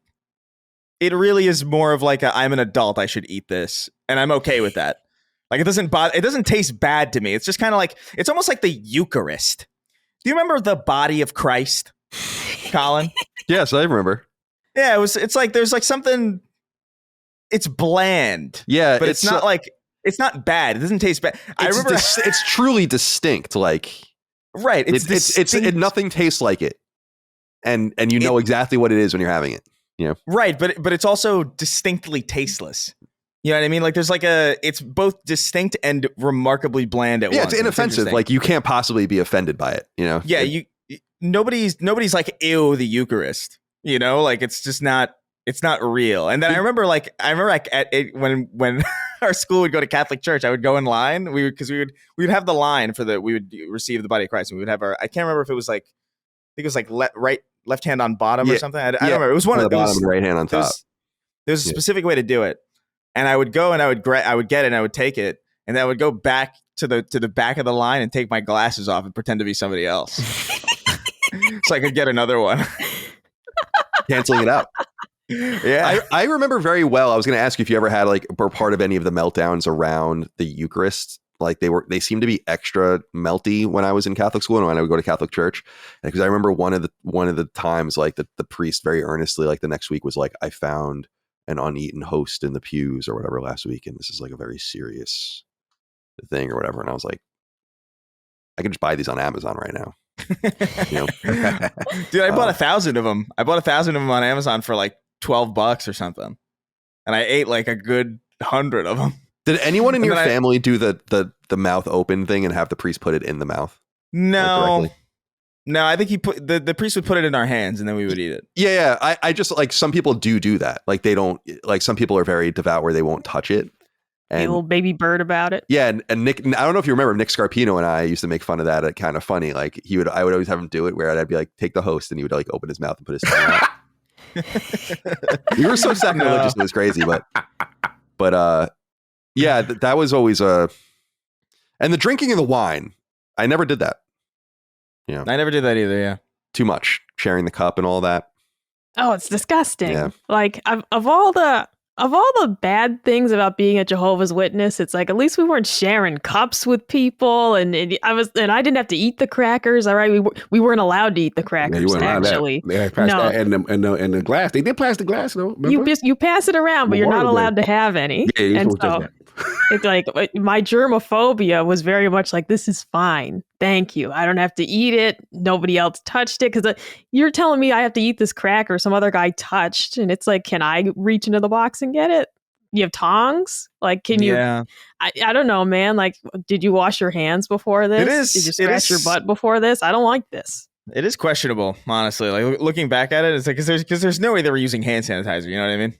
Like, there's no way a priest is like, has Purell in like a secret compartment in his hat or whatever. It's not. Oh my God! Not happening. Were you an altar boy? What? No. Oh yeah, me neither. No. Or you know what? Honestly, I don't remember. You know, that's not a good answer. If I wasn't, that's ominous for multiple reasons. It's very ominous. I'm saying if I was an altar boy, I have no memory of it. Which, you know, who's to say? Who's to say what occurred? But no, I don't think I was. I think my parents understood pretty distinctly that like I was very much not interested in being in this place longer than I absolutely had to be. And I think my parents were kind of the same thing. I really, looking back, I think my parents were like loosely Catholic because the family was. And they were just like, they weren't like not Catholic necessarily, but they were just kind of like, yeah, I mean, I remember specifically one time, I was like, dude, do you want to go to church? And I remember being like, no, I'm a 9-year-old boy on a Sunday. Mm-hmm. What the hell are you talking about? Of course, looking back on that now, like there's no good reason why an adult would ask a child that question without just looking for more reinforcement for their existing desire not to go. Right. You know what I mean? Totally. We used to have to get, I used to go to church almost every Sunday when I was a kid, but we would always have to be wouldn't have to be, but there was a level of coercion. We'll go get McDonald's breakfast afterwards. We'll go to the pancake house afterwards. Exactly. We'll go to a movie. For us, it was always Carvel, because there was a Carvel across. Shout out to Carvel. Yeah. Shout out to Carvel. The soft serve, dude. The shit was great. I don't know how I haven't. I was thinking about this earlier. I haven't had soft serve in so long, but that would always be the bribe. It's like, listen, we're going to church and we'll walk across the street to the Carvel, or maybe it'll be pizza, because it was like right across the street from a Carvel and a pizza place. And so it was usually I was bribed with food usually. And it would work. Right. The same thing when I used to. Now, I ultimately ended up finding therapy useful as I got older. But the first time I went to therapy is when my parents got divorced in the early 90s. And my dad would bring me into therapy. The guy's name was Dr. Gasman, I remember. And my dad used to. I'm like, I really don't. I was in like second grade or third grade. I was like, I really don't want to do this. And my dad would be like, we'll go to McDonald's. You know, like, go to Ground Round or something. I'm like, Ground Round. Yeah. Round. Fuck about that. Yes. Go play the Neo Geo machine at Ground Round. All right, fine. We'll go talk to Dr. Gasman. And then when I remember about Dr. Gasman, and I only became aware of this later, and I was like, I guess it's kind of clever, although somewhat usual, I guess, for therapists with kids, is like we would just play like throw a ball around in the backyard of his office. And play therapy. Yeah, like, and just like throw a football around or something. I was like, oh yeah. All right, sport. What's going on with your life? Well, my mom left, and my dad's in New York City every day of his life. So we're living with some random woman that we don't like. And then, he's like, Anybody ever touch you? Throws a football. Yeah, exactly. Yo, you stupid. Oh my God. It's therapy, man. It's important. Okay. Steering a little bit back, I'm going to touch on some of the points Chris brought up. I find a certain satisfaction in feeling like I am grazing. I feel the same way. I don't want anyone to judge me. When I eat oatmeal, and I picture myself being like a little medieval horse, and I'm like, thank you for these oats, and I'm just like, I'm loving it. There's something that I get great satisfaction out of that. And so when I'm eating a salad and I'm picturing, me like Cro-Magnon man, I grab a handful of leaves and I'm eating it. I grab some berries and I'm eating it. And I found some seeds on the ground. I'm going to eat those too. There's something about it. Why a medieval horse? A medieval horse specifically. That's what I like. Oh yeah. Not just a horse. He's got the little feed bag over his nose full of oats. Yeah. Yeah, that's me eating my oatmeal. Watching people die of dysentery. Yeah. It's just there is something primal in the feeling of like I'm eating this handful of leaves that I foraged. I mean, I got them from Publix, but there's something about this that I ripped off this handful of leaves and I'm eating it. Like there's something about salad that it brings you back to prehistoric, those memories. We all share. I'm with you in the sense that it does feel correct. You know what I mean? Like there is like almost like a genetic memory, like we were talking about the spiders and the lizards thing. There is something about eating a salad that does feel correct, despite how much you may or may not like it. But it's like eating ribs or chicken wings. That also feels the same. Well, that's what I was about to ripping this meat off the bone. That's what I was about to say. Is like that's what I feel when I'm eating chicken wings. Like this feels so correct, man. It's crazy. I don't understand the boneless thing. Like it's just like I don't know what this is chicken nuggets. At that point, but which is fine, by the way. But it's just like it's not the same sensation of eating wings. No, not at all. And nobody relates to me on the oats thing. I find that very peculiar. I thought we all just when we're eating oats feel like little ponies. No. I like oatmeal. Oatmeal's good. Oh, hell yeah. I have this protein brown sugar maple oatmeal that I fucking love. I can't really? It's so. It's so good, but it's I've never thought nay while I'm eating one, You're going to next time though. Like I guarantee next time you have a bowl of oatmeal, you're just going to be picturing you and you're in a little stable and it's $15.49 and you're just eating your oats and you're like, thank you for these oats, brother. And like, you're going to think about it. I can smell it. Colin, my dear, let's talk to you a little bit about salad. Anything that we didn't touch on, or we didn't touch on like macaroni salad, for example. What do you got for me? That's just potato salad. I love potato salad. My mom makes an iconic. You do love potato salad. Yeah, my mom makes like an iconic family famous potato salad where it's basically potato and egg salad together, and it's so good. Like it's so. But I love macaroni salad too, and all that kind of stuff. But that's not what I'm really thinking about when I think about salad. I wrote a few things down, a few bullet points. The first thing is that, and this is important to note, is that my dad is practically vegetarian. I say that because like he actually has no problem eating meat. He just doesn't really do it often at all. And he really only eats, like he'll eat chicken.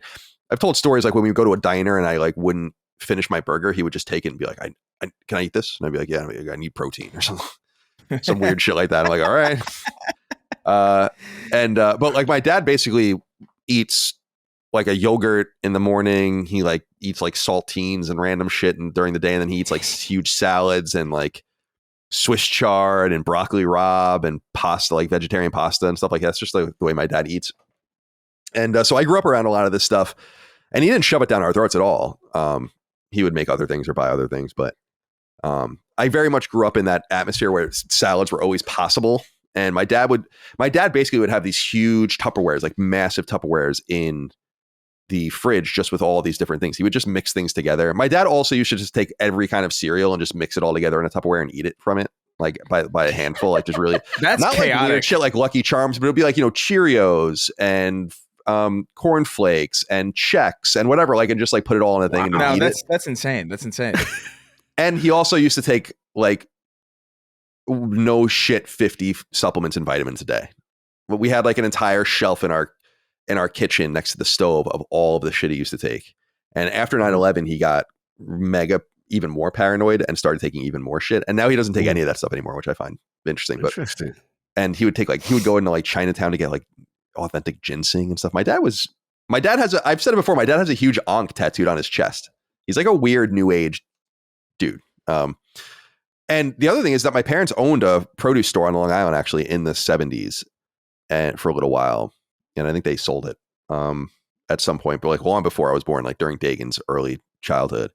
So anyway, I say that because actually it was very much in the culture of my family to eat salad and be around salad, but I never really craved it. I think because it was always accessible and always maybe part of a meal. But there were a few discoveries that I made that really changed the game for me with salad. The first was wishbone Italian dressing.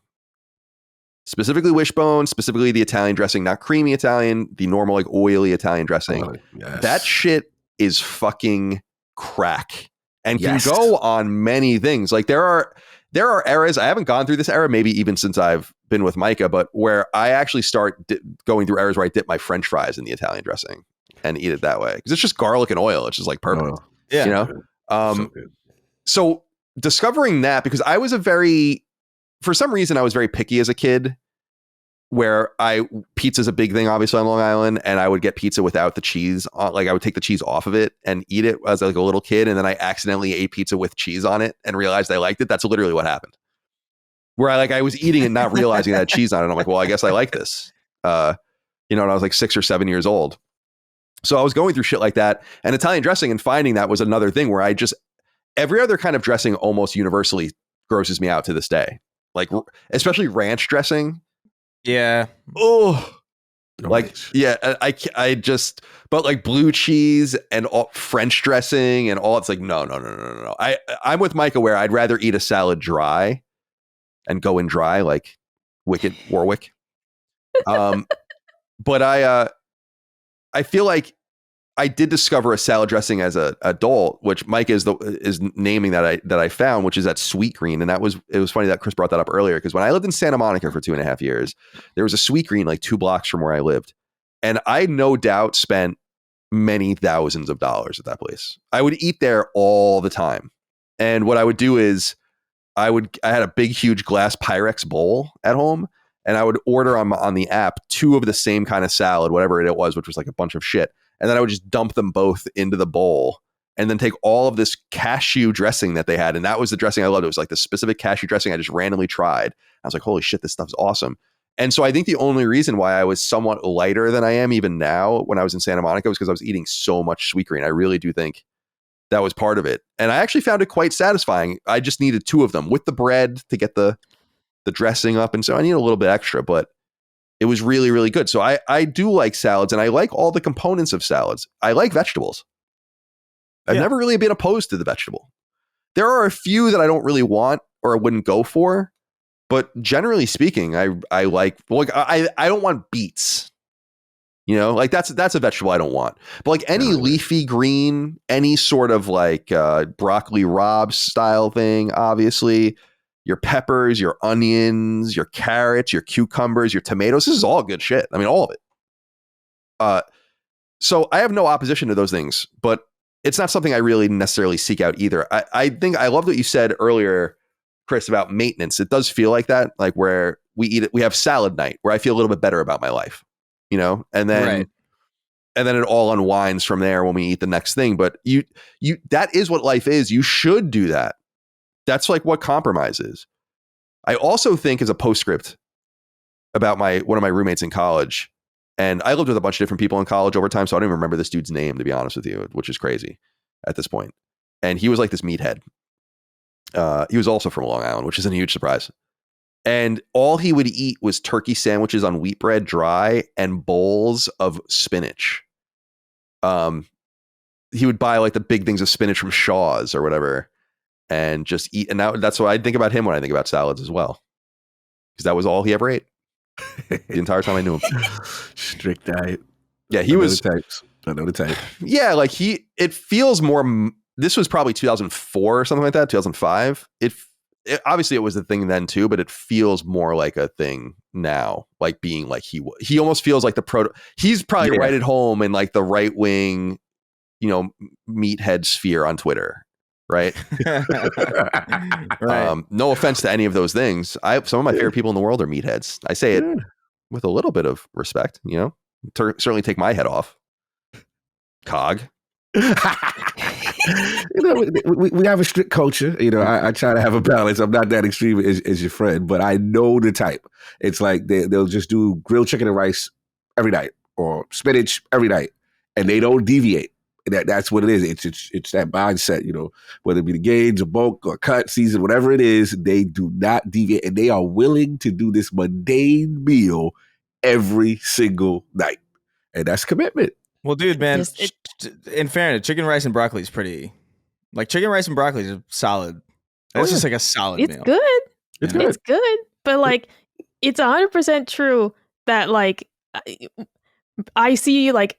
I used to watch a lot of wrestling, right? And I'd be like, oh my God, I want to look like Beth Phoenix. I want to have arms that are huge and I want to be big and buff. And I don't want to give up my Pop-Tarts and I don't want to stop eating, my sugary cereals. Like and I'm someone who is like relatively fit, but I'm not willing to eat this like super strict diet to be swole. I'm just not. So it's like, no, the thing that's keeping me from looking like Beth Phoenix is the fact that I don't want to eat chicken every fucking day. Like, I want to have I got to have sausage and peppers night and I got to have meatball night. And like, I can't give these things up. Yeah. Simply, it's like, what, just to have big arms? Yeah. I can't do it. I can't do it. You're asking too much. Like, too much. No, I'm willing to compromise and I don't want to die from a poor diet and I don't want to be fat. I'm not going to let myself be truly fat. It's not going to happen. But it's like, I'd rather just die a little earlier and eat what I want. I mean, I'm not being facetious. It's like, what is more valuable, living until you're 85 and living by a strict diet or dying when you're like 78 and you ate whatever you want? Yeah. I mean, really? To me, I'm just like, I don't know. That's kind of the buy-in. But at the same time, I do want to manage it. I need to be better. I need to be more balanced. Yeah, it's a balance. You don't have to be in a prison sentence with the food. I get it. But I know what you mean, because at the same time, it's like, look, we know what we need to do to be healthy, but at the same time, there is balance in terms of, okay, as long as you don't, we talked about it, Colin, as long as you don't overindulge in that one thing that you love, then you can do it. But again, it's moderation. A lot of people don't have that understanding. But I'm with Michael on that part. Like, you gotta at least enjoy life sometimes, right? You can't just completely go that way and then you might be miserable. You know what I'm saying? So I understand it. But respect to the people who have that level of discipline, because I do admit it's tough. And I know for me, that's why there's not going to be a six-pack here. There's certain things that I know. I'm like, man, all right, this is your treat for the week. This is it. This is what you did. You worked hard. You get to allow yourself to indulge in this one thing that you love. All right, let's get back on focus next week. That kind of thing. So I get it. Right. Yeah. I remember. Yeah, I remember this interview with this really old lady. She was like 108 or something like that, some crazy age. And they were asking her, like, "What's your secret?" And she said, "All my meals are, I think it was like hot water and lettuce." I'm not even joking. This is not a joke. And I remember just being like, okay, well, why the fuck would I want to live any amount of time eating lettuce and drinking hot water only? That sounds like hell. Like, why the fuck would I want to? No, fuck that. I'm going to have a donut for breakfast. Yeah. No, exactly. It's like they eat better in North Korea. Like, I'm not doing that for what? To live 100 years in this shithole? Like, really in this timeline? You don't want to be around for World War IV. Yeah. Right. Like, we're 50 years past Harambe, and it's like, I don't want to be here anymore. It's too much. It's entirely too much. Like, we eat relatively well. Like, we had tofu the other night. Okay, we have tofu like twice a month. We do meatless. So meatless Monday is the idea. It usually falls on Tuesdays though, but we do that a couple times a month, doing like meatless meals, just to have like a very low cholesterol meal. We try. We have vegetables every night. Okay, like whatever I'm making, there's going to be a vegetable with it. But God, no. Hot water and lettuce. Like, I hope somebody just shot her for the fact of saying that. I hope she was immediately sent to the chair after telling someone. Oh my God. I mean, I don't know, she might see the chair and be like, that looks delicious. Yeah, after eating the wood, after eating hot water and lettuce. I can't even imagine the things that I would be open to eating after just eating hot water and lettuce. Eat aluminum cans. It's insane how fucked your palate must be at that point. Yeah, I don't know. Not worth it. No, imagine giving her a Dorito after all that time. Like, just that. It'd be so much flavor. She's going to Flavor Town after that. Oh yeah. I do believe we'll come to some sort. I don't know how much of an optimist I am about humanity's political or social arc, but should we get out of our own way, I think that scientifically we will come to answers to all of these questions, as far as just eating whatever you want and somehow offloading the consequences is going to be a thing. I think this is the way global warming is going to be solved too. Like, I don't think our behavior is ever going to stop. I think like what's going to happen is we're going to figure out a way to fix it actively. And so hopefully we won't have to worry about these things, and you can just kind of eat what you want in the future. But I shout out to a hearty shout out to the salad. I mean, the salad has a place, the salad has a time, and I enjoy our salad night very much. And I love tossing a salad every now and again too. Hey now. Mamma mia. Hey now. Why is it called that? I know. It's such an elderly euphemism. It's right. Cleveland steamer. Like, I get that. I understand why it's called that. You know, why is it called tossing a salad? Just don't understand that. You know, the prison system for that one. Yeah, no doubt. You do what you got to do behind bars, don't you? To get off and to survive. All right. Mike, are you satisfied? Oh, very much so. And you know what, Colin? This has inspired me. We got to find us a Ruby Tuesdays around here. We got to go find I hate one. when you say shit like that. Stop saying Tuesday. Tuesday. Mike, you have to understand, Micah grew up in a part of New England that people, and I'm not a native New Englander, but I lived in New England for 9 or 10 years of my life. So I'm familiar with it. Mike is from the part of New England that is the south of the North. And like where you unironically see Confederate flags, like no joke. All right. And so you say Tuesday. And sometimes that one was on purpose because I was thinking about it. But it does slip out sometimes. Like, I'll be like, what are we doing on Monday? And like, it just slips out. And Colin's like, I hate when it's just like you grow your whole life.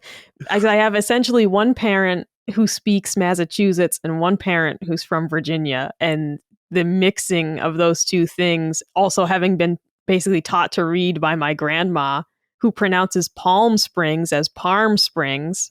And just, what do you think you're going to get? Like, what the fuck do you think you're going to get out of that combination? So every now and then a Wednesday, flies out of me, a Thursday, it's not all the time, but it creeps up. Yeah. All right. Let's see. There's only 2 of us left. What are the topics here? Oh yeah. All right, Cog, let's go to yours and I'll wrap things up. Are you guys okay to raw dog, by the way, this episode? Because we're going a little quick. We can stop if we'd like. Yeah, we can. Yeah. We can rock. All right, let's do it. All right, go ahead. Early birds. Raw dog. Raw dog with the early bird. Yeah, man. I want to talk about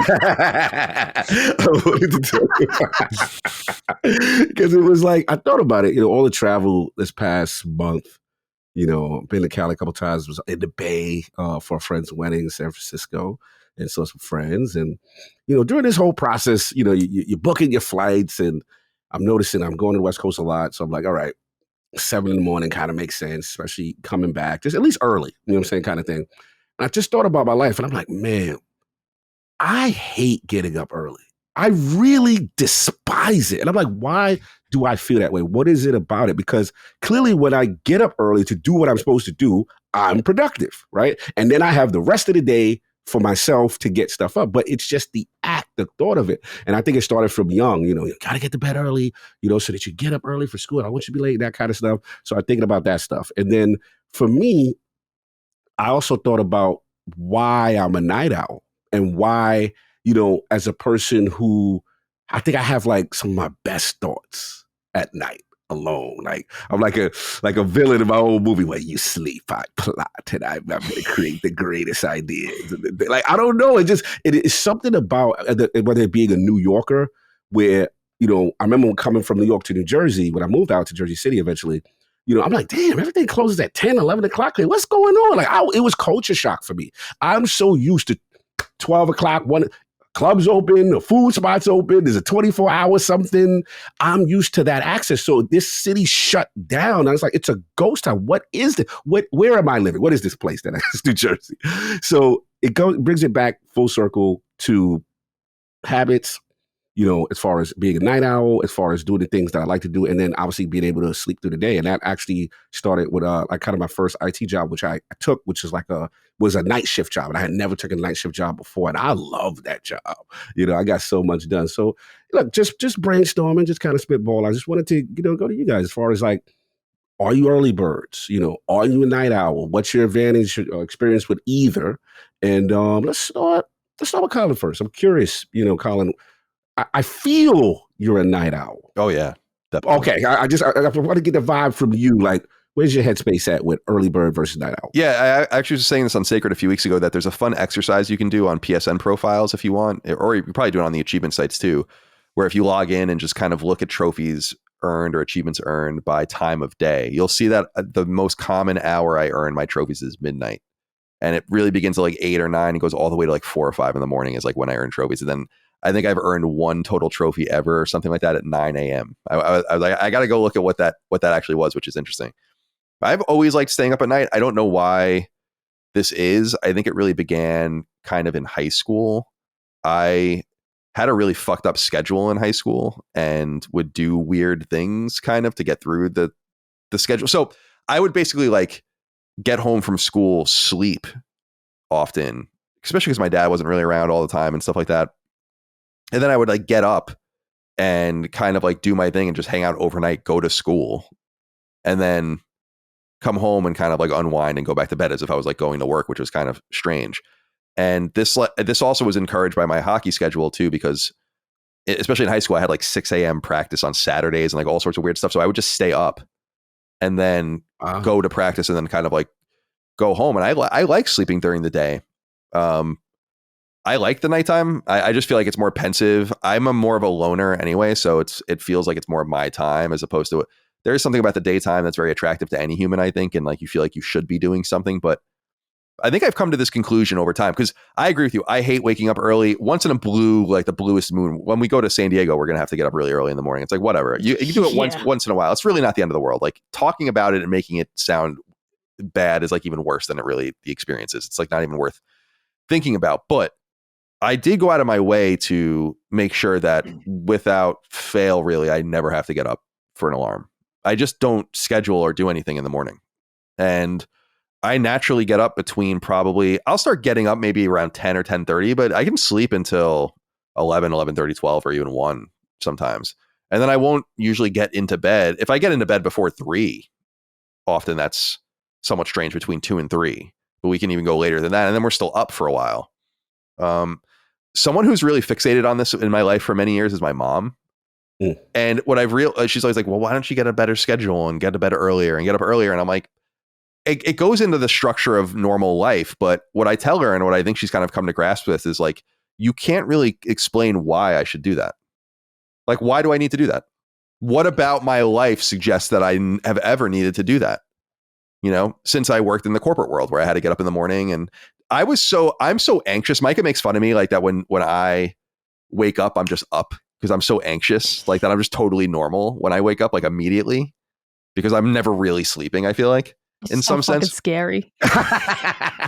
And when you don't feel you get REM sleep or you just very cognizant when you don't have like groggy I'm just so wound up tight that I'm just always like I have crazy dreams every night where I'm anxious and all this kind of stuff. So I think I'm just like ready to go. And it came to be when I worked at IGN that I got into such a habit that I could wake up without an alarm, and I would go to bed at like midnight, and then I would just get up, you know, and didn't need the alarm. And it was cool. And in college, as I've said many times, and I was just talking to my nephew who just went away to college about his class schedule, and he did the same thing I did, which is like I took all morning classes. So it wasn't always like this. there were times in my life where I tried to write it and could get something out of it. When the society or when the situation you're in demands it. So college kind of demanded it. Either I did that or I took afternoon classes and blew my entire day up, and fucked it all up, and you get out of class and it's dark. I hated that shit, Yeah, that's terrible. It was like the worst. I was like, no, 8 a.m., 9:15, 10:30 done every day, and loved that. And then when I was in the corporate world, that's what I had to do. I had to get up and go to work. And we had, it was IGN. It wasn't like very strict, but you roll in by 10, and I would get in there earlier because I wanted to leave earlier. But so when the situation demands it, I'll do that. But obviously when I'm left to my own devices, or like with my schooling when I was a kid, if I could work around it, then I'm going to. Because I just hate the idea of me waking up in the morning or getting up in the morning to an alarm makes me want to throw up. And I'm not even being facetious. One of the reasons I'm glad I took the corporate risks and did the things I did was to free myself from that schedule. I'm just totally free of it. And I understand people like it. It's not a judgment. Like some people my dad is one of those people. He loves getting up in the morning and like getting going and doing his thing, getting shit out of the way. And there's like a whole philosophy behind it. I can't remember the name of it, but it's like, do the hardest thing first thing in the morning, do the thing that's longest first thing in the morning, get the thing you dread the most out of the way. Like cool. But for me, I'm just like, I don't want to live like that. And so I respect the grinders out there, but I actually think I'm a grinder in my own way. It's why you see me send out emails at 2 a.m. and why I'm playing games constantly to catch up and take notes and do all those kinds of things in the middle of the night. And so the work gets done. And so that's kind of where, and I remind people of this all the time. I think a lot of people are night owls because we weren't always like this. Like we only started sleeping at night like this the way we do now during the electric era.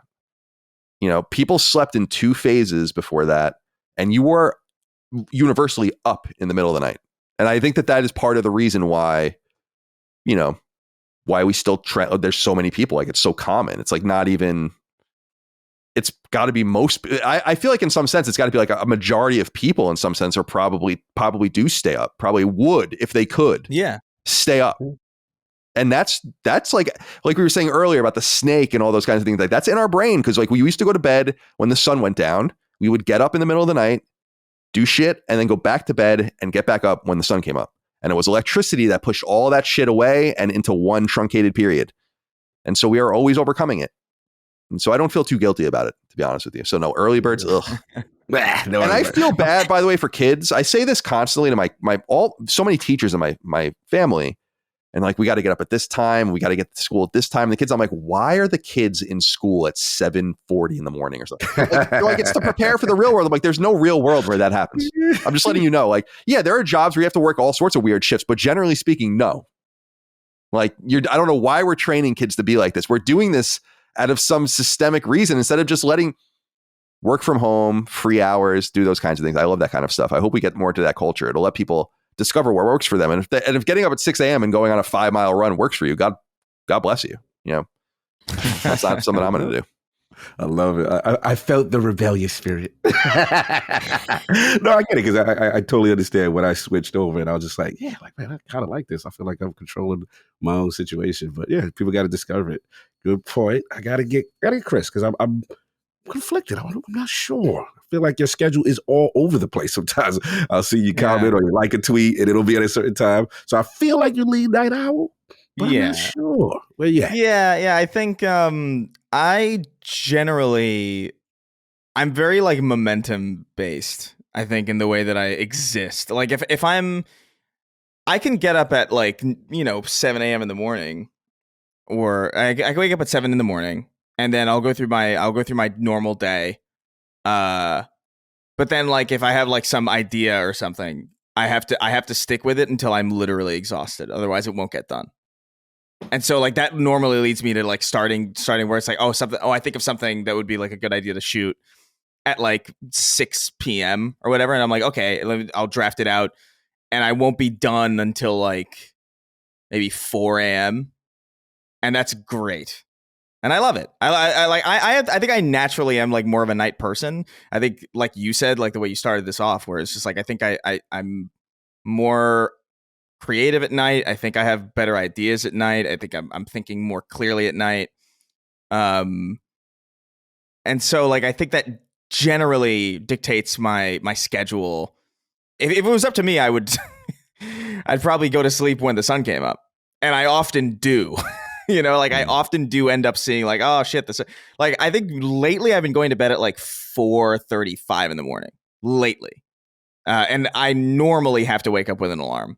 If we're doing like a sacred or like a snark tank, it's usually like I'm usually waking up with an alarm because there's no shot that I can reliably get up with that cadence. And I could discipline myself and be like, all right, well it's over. Like let me, and I have done that where it's like I gotta get up at like 9 for the show or whatever. And it's 12:30. I should go to bed. But the issue that I have, and this is purely my thing. This is pure. I don't know what it is. I don't know if it's ADHD or whatever, or if it's literally just a failure of the mind. But if I do not get as much of something done in the initial like inspiration period, then it's never going to get done again. I'm the same. Like it won't be finished because I'll be like, all right, let me interrupt my flow, and then I'll pick it back up the next day. It never happens. I've never been able to pick up that flow again. And so I'm aware of that enough to know that, like, listen, if I'm going to get this done, I kind of have to like, I kind of have to put my foot on the gas until I'm absolutely spent. That way, when I wake up the next day, so much of it is done already that I have no real good excuse not to finish it. And so much of the hard part, the conceptualizing part is done that there's no reason to just do like the grunt work on it. Mm-hmm. And so sometimes, I'll wake up, I'll go to bed at like 4 and then I'll wake up at 8 and I'll feel somewhat delirious, but I actually feel like we're in such a strange field of work where sometimes that actually might be like a boon to what we do. Like I know for a snark tank, if I'm delirious, that's actually like probably better than if I'm just like well rested and prepared, because I feel like I'm almost like a little bit too buttoned up or too second guessy about the things I'm saying, as opposed to like when I'm just kind of delirious, I'm just like let shit fly, and then we have a bunch of good clips to use. So it's, I don't know, I am kind of all over the place. I think I'm naturally not a very structured person. Mm-hmm. And I think every time that I've tried to lock myself into a structure, I just naturally kind of rebel against it. I don't think it's conscious. I think it's just the kind of like person that I am. I resent the idea that every day must be the same. And so I think naturally I just flow into this schedule that every day is completely different. Like, okay, I'm going to wake up at 1 p.m. and then, maybe I'll go to bed at 10. Maybe I'm just tired today. And then I'll wake up at 4 in the morning, and then I'll be up till 4 in the morning the next day.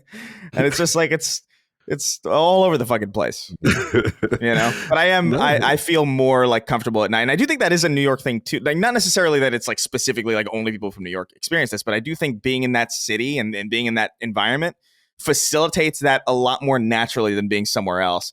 Because not only are things like open really late, you can get a slice of pizza at like 3 in the morning. Things are open. Like you can reliably, like, it's not that awkward situation where it's like, oh man, it's 2 a.m. and I'm up and I had dinner at like 6 and I'm hungry now. Mm-hmm. There's nothing. It's like, there's a lot. You can get sushi, you can get all sorts of shit. You can make stuff too, I guess. And no one's going to really care that you're cooking at 2 in the morning. But not only that, but like I even think just like the hobbies that we indulge in, like playing games, right?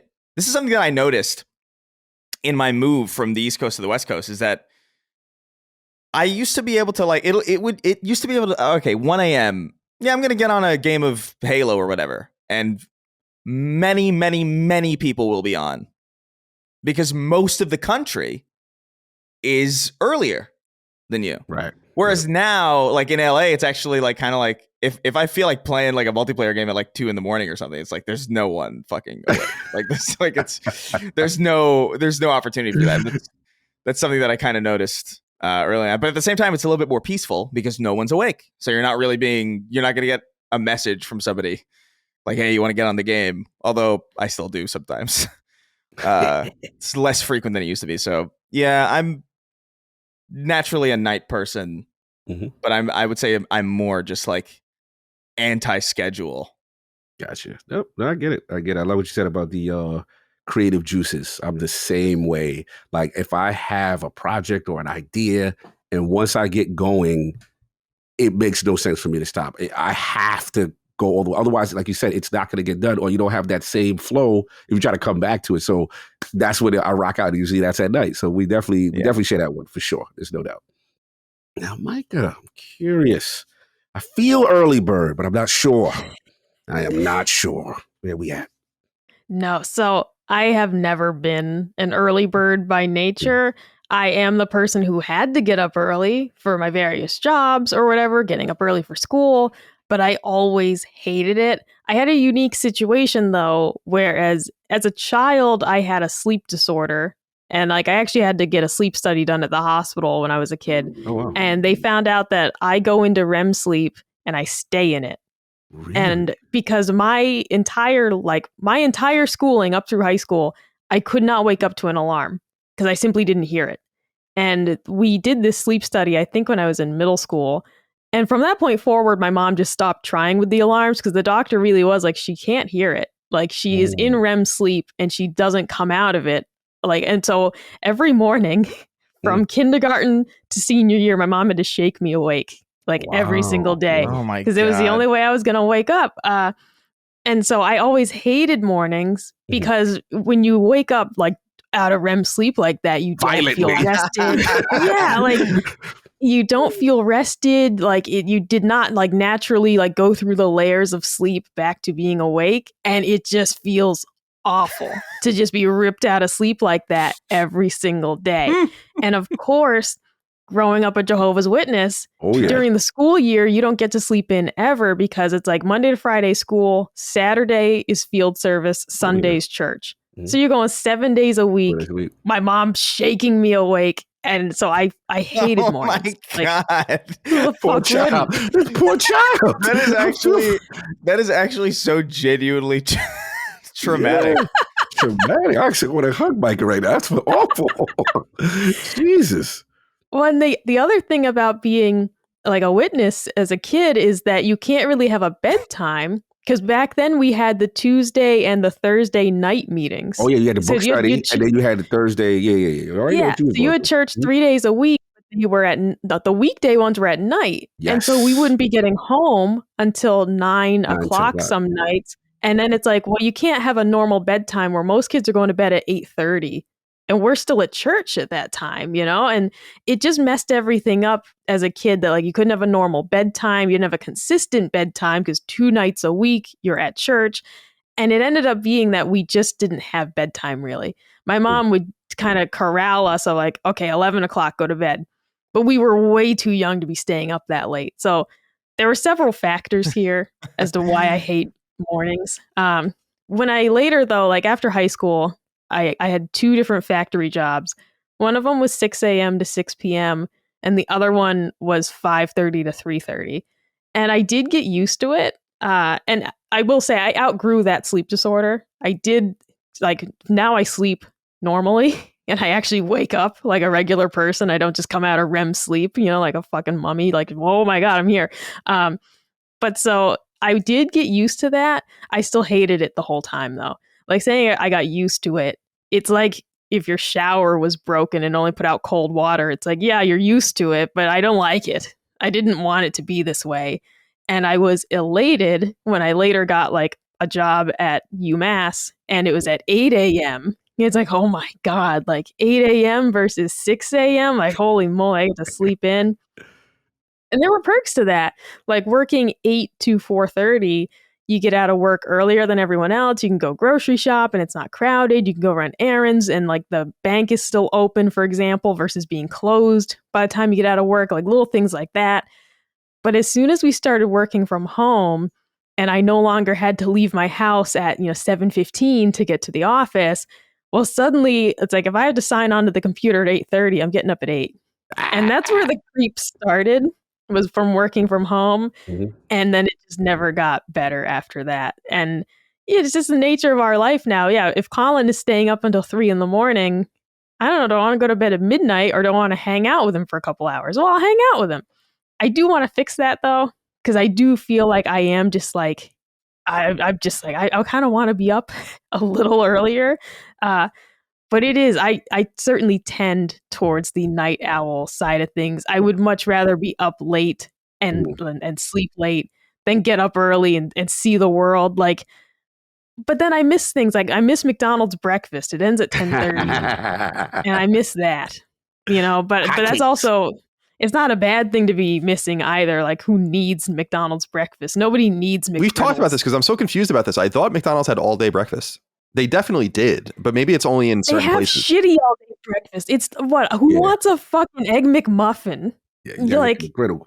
Gross. All right, Gross. like they don't have McGriddles. It's not gross. It's fucking gross. I don't even want to get into this right now.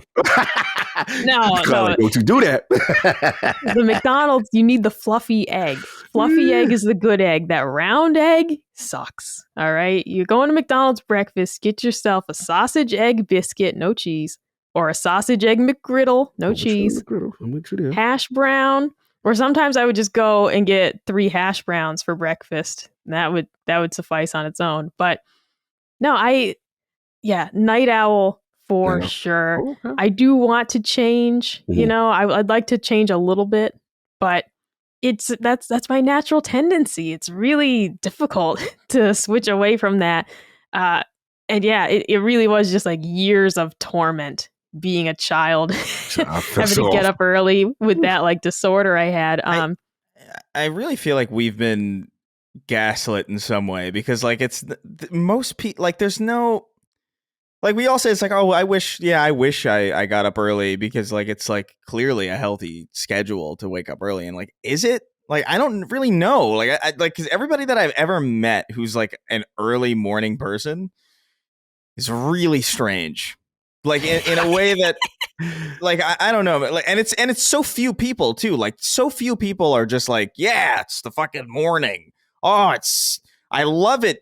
I love being awake at 6:30 in the morning and chugging a raw egg or whatever. Early bird gets the worm. Early bird gets the worm. Early bird gets, and it's just like I get, like it's just so. I'm not contending the worm. You can have it. Yeah, have the fucking worm. Like taking anything from me. Well, let me play devil's advocate for the early birds. Since all of us seem to be consensus here, night owls.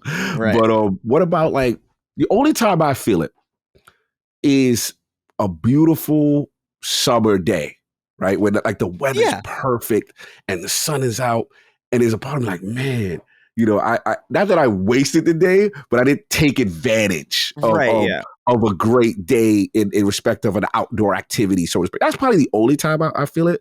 But then in contrast, the greatest invention for me when I finally discovered was nightshades. When I got nightshades in the house simulate night during the day, it was over. I was in vampire mode. I was like, this is the greatest. Dude, blackout curtains are amazing, dude. Like I remember when I got blackout curtains, and it was like, I have no fucking idea what time it is. This is amazing. Yeah, it's amazing. No, but love it.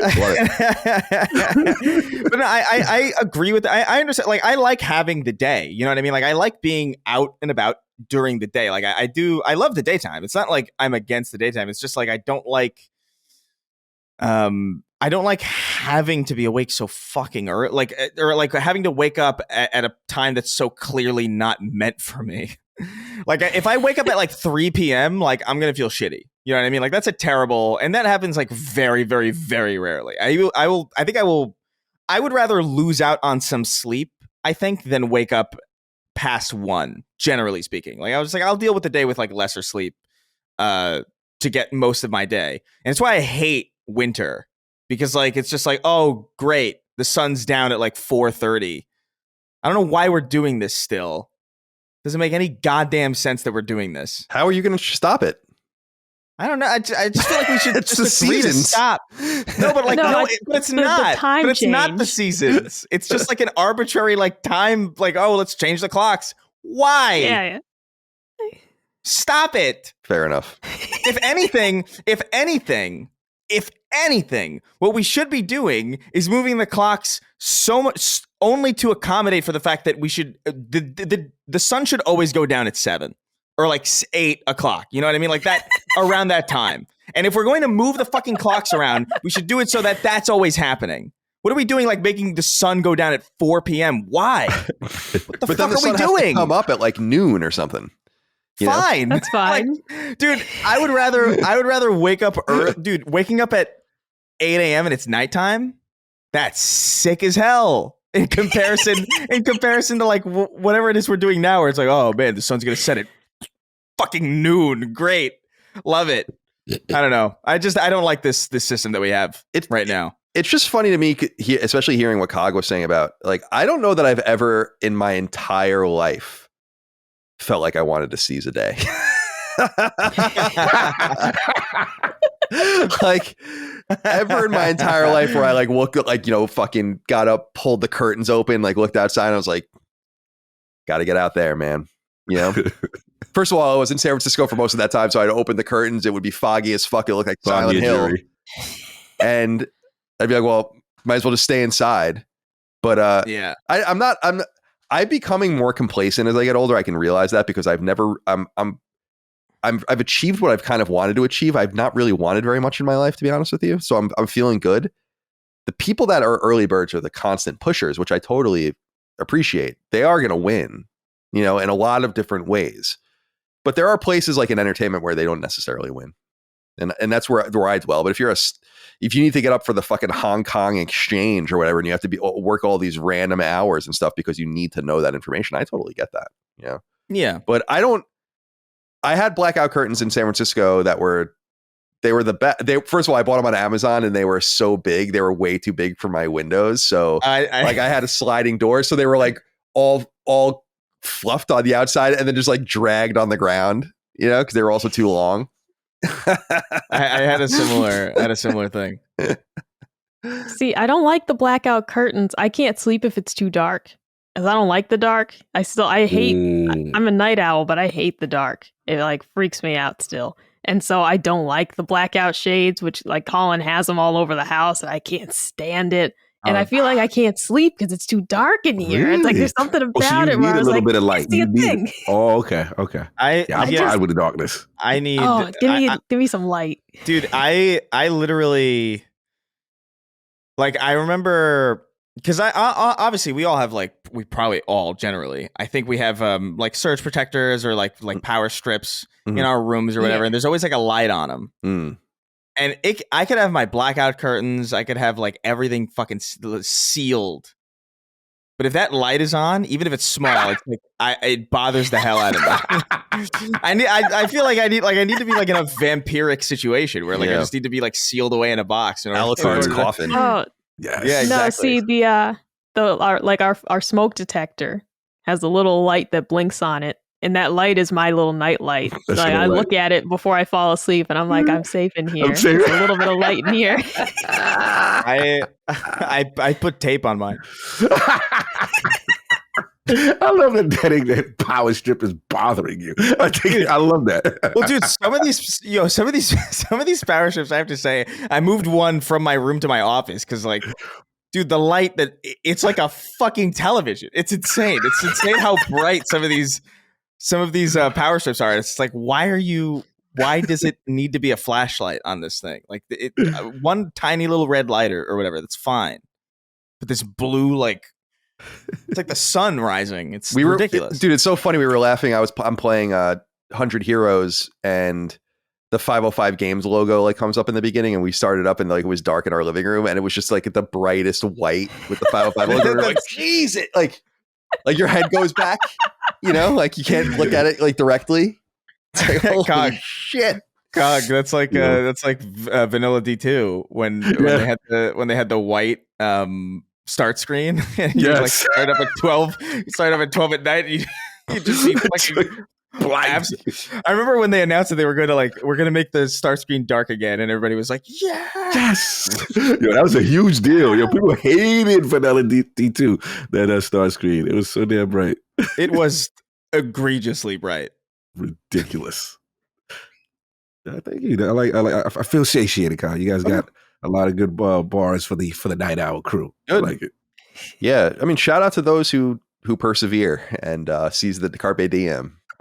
But God bless. I'm good. I'm fine. I do miss the 24-hour stuff though, because I as a night owl, in the city it was a total. And San Francisco was the same way. It was just like best. We remark about it here, and I tell Micah she's never really experienced it, like living in a place like that. But I'm like, it's funny. We go out to eat for dinner on Fridays at 8, and I'm like, this is early to go out to dinner in like some of these places. I would love going out 10, 11, midnight, rolling out, and the places are full. Yes, it's a different culture, and I dig more of that culture, so I do miss that. It makes more sense. We're not in a rural area, but like suburban rural area, and certainly in real rural areas, it makes sense if you get up with dawn and get up early and get the work done and all the things you're doing there. And I guess the more metropolitan life is always going to be a nightlife. So anyway. Oh, by the way, I have this in my notes. This is about the salad topic. I thought it was funny that you had salad bar in your high school, since if Bellport High School, where I went, ever had a salad bar, it would be stolen. And I don't mean the salad out of the salad bar. I mean, someone would have probably stolen the entire salad bar. So we didn't have one of those. All right. My topic is football. And just more, that's the return of the football season. So I put in my email to everyone. We have 2 football fans here on the show in addition to me. And then we have Chris, who's not a football fan. And I'm actually curious how it intersects with everyone, because one of the things that I don't know if you guys have observed, and I think we'll all have different observations of this, but I've been an NFL fan for a long time. And the sport has gone from being a popular sport to a cultural phenomenon. And some people claim in the more societal and political spaces and cultural spaces that NFL football is one of the only things that has no real political theme or anything like that. Everyone just loves it.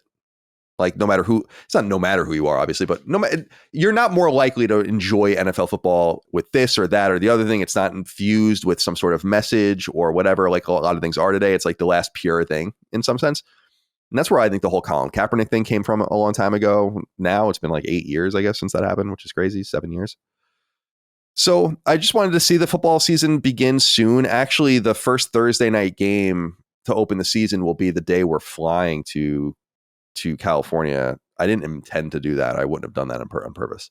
And then the show is on Friday, and then I'm actually coming back. We're coming back really quickly on Saturday because I need to be ready to go. The Jets don't play till Monday, and I know you know that, Cog. There's reasons. Our teams. And I'm excited about that, but I'm just wondering how everyone's feeling. And I wanted to frame it around like football's kind of dominance in the culture, and I am curious what you guys think about that too. But really, anything you have to say about it would be interesting, as we're only, again, a couple of weeks away. I don't know if you guys saw, we went over it on Sacred Symbols, but the Circana software data came out for July of 2024 in the United States, and college football 25. Now, again, I'm tired of people saying like everyone knew this was going to be big. I'm like, no, they didn't. But people, obviously it's going to be big. It's an EA Sports game, but your boy Colin M had said it's going to be one of, if not the biggest game the year it comes out. And what happened? 12 days on sale, the biggest game in the United States for the entire year, surpassing Helldivers. Incredible success story for this game. And the second best-selling game in the United States in July was the Madden 25 NCAA, or college football now 25 double pack. So football is just huge, and it's a way of life. And I must say, and I mean this with no melodrama whatsoever, football season makes my life substantially better. Like my life feels better and more exciting during football season. I look forward to it. You have your Sunday games, obviously Monday night games, Thursday night games. Now we're going to get Saturday games, the holiday games. Plus you have all of this coverage, the podcasts, the websites, all the different things. You have fantasy football. It's very engaging. I feel very engaged. And it goes for pretty much like half the year. If you count camp and all that, maybe a little bit longer, as they inevitably get to. And I've read a lot about this now. Like they think that they're really targeting 20 games, like ultimately a year. They're at 17 now. They said 18 is like right around 18. The corner. And then they're ultimately going to try to get and settle on 20 games a year. That would mean that it's basically a product with the playoffs more than half the year. And that's something that I'm totally good with. And I like the cultural aspect of it. I like that, even though like the Colin Kaepernick situation, how people feel about that and a few other things, we don't really get wrapped up in that in the NFL. They've done a pretty good job of making it a cultural behemoth without taking a side, like the DNC just happened, the Democratic Convention. And there were a lot of rumors that Beyonce or Taylor Swift or both of them were going to be there. Neither of them were there, but that was within the realm of possibility. And that made sense to me. But the NFL would never make a declaration like that as a cultural product, right? And there's something attractive to me about that. I don't want it to be a conservative product. I want it to just be a league. Right. And again, I'm the guy that's critical that we even do the national anthem before sports games. I hate it. Like, and I do consider myself a patriot, but I'm like, can't we just play? It's a game. You know, we're here to bet on it. We're here to enjoy it, gamble on it, whatever. It's like, just like, why are we don't need to honor America. America doesn't need to be involved in this, you know, like it's about more than that. So yeah, I'm excited about it. And it's a great compliment to life. And then when hockey comes back, then you're really in, which is, you know, in October, then you're really in the mix for things for a while. It's boring right now. I find the summer months really boring. I'm not a baseball fan anymore, really. It's boring. You know, there's nothing to like really care about. So anyway, Cog, let's go to you first. God. Yeah, I love this topic. You know, this is me and you share kinship here. Man, what to say? Because football, NFL football specifically, as a person who plays sports, grew up playing sports. I played basketball. I was really good at it. Played football, decent. But it was something about watching football at first. Initially, it was overwhelming, right? It was confusing to me. At first, like, man, so many players, so many. What the hell is going on? And I remember slowly watching, and then I got a shout out. You know, obviously the John Madden, Pat Summerall commentary that would come through and kind of explain the game. And Madden would do it in a fun way, boom, and make all these sounds. And as a kid, I resonated with that. It helped me understand what was actually going on. And then, obviously, I told the story with me becoming a 49ers fan. I didn't know what's going on. Obviously, the Giants would play all the time on primetime. And I was just like, man, what's this team with the red and the gold uniform? Like, I like the color. Like, you attracted the colors as a kid. Totally. So I was like, man, yeah, it's fresh. I like that. And then, you know, it was this number 16 guy. They kept talking about him. This Montana, he's so good. And the Montana, you know, whatever. And then he got knocked out the game viciously. And I was like, oh, wow. So I guess this other Giants team is going to win. And I remember them putting in this number 8 guy. And I'm like, this number 8 guy is kind of good. Why nobody don't like him? And the lefty, Steve Young. And that's how I became a 49ers fan. I followed his career. And I remember, you know, as a person who was locked into New York regional sports, I had to overextend to find out any information about this San Francisco team that I liked the red and the gold colors about. So that's how the fascination started. It became a week-to-week thing. And then I will say, over time, the NFL has literally become my number one sport. It's not even close. Like, I really, as a person who used to watch the NBA consistently, fell off. The Mets made it very easy for me to fall off baseball based on their ineptitude. And yeah, just, you know what it is about NFL football for people who, you know, don't follow? It's the week-to-week tension. Every game legitimately matters. This could affect your playoff position. This can affect how you get, you know, how you advance. And I think where it really fell in love for me is, as a person who, again, lived in the Bronx, all we had was like Cablevision or Optimum or whatever it is that we had from a provider standpoint. Oh my God. Yeah, remember that? Yeah. It was the Cablevision. So like, that's all we had. So you were stuck with local. But then, Colin, this thing came, DirecTV. I was like, what's this? I can watch games from other regions? Then they came out with the greatest invention known to man, Red Zone. Anytime a team is about to score in any city, I can watch the game live? What is this sorcery? Like, this is amazing. So I would just sit there. And then football also reminds me of my best friend, Paul, because it was tradition. Sunday came through. We sit there, you get the food, the ribs, the chips, the dip, the whole crew comes over. You're watching your teams. And we would just sit there religiously from 1 o'clock and then the 4 o'clock games. And then, you know, people bounce after that point and then watch 8 o'clock. But it was just so cool. And then that's where the fantasy football thing. And I think for people, the reason why the NFL is the best sport to me is because it's the only sport that outside of my favorite team, I will watch other teams. No other sport I do that with. Same. No other sport, no others, because normally with other sports, all you care about is the home team, and that's it. But with fantasy football, I cared about players, positions, stats, and it became this fun little gamble in a sense. Test my intelligence of what I know about the game, or my favorite players, how I think they will produce, and profit.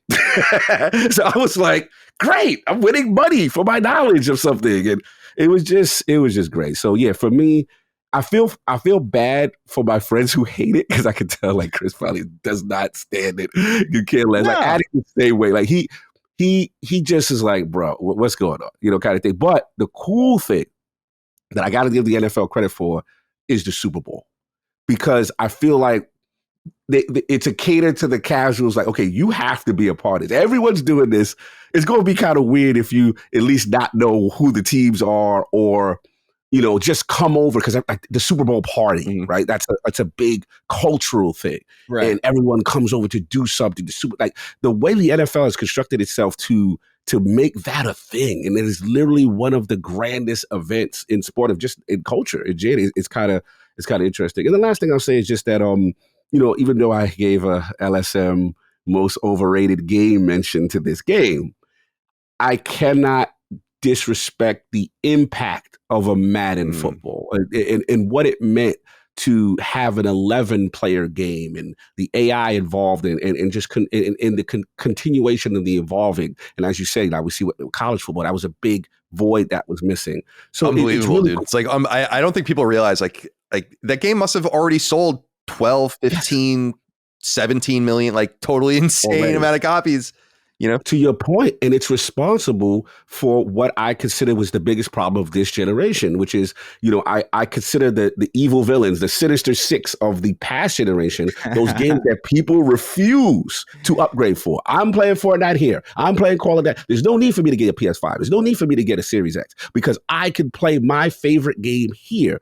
College football, as you can see, is part of that thing of breaking the Sinister Six up. GTA will be the next one. And then we'll see this generation, in my opinion, truly kick off, because that's what's holding up consoles really exploding a bit in that generation. So, yeah, I credit football for that. And it goes to show you it's a cultural phenomenon. But, yeah, I love it. I'm getting ready.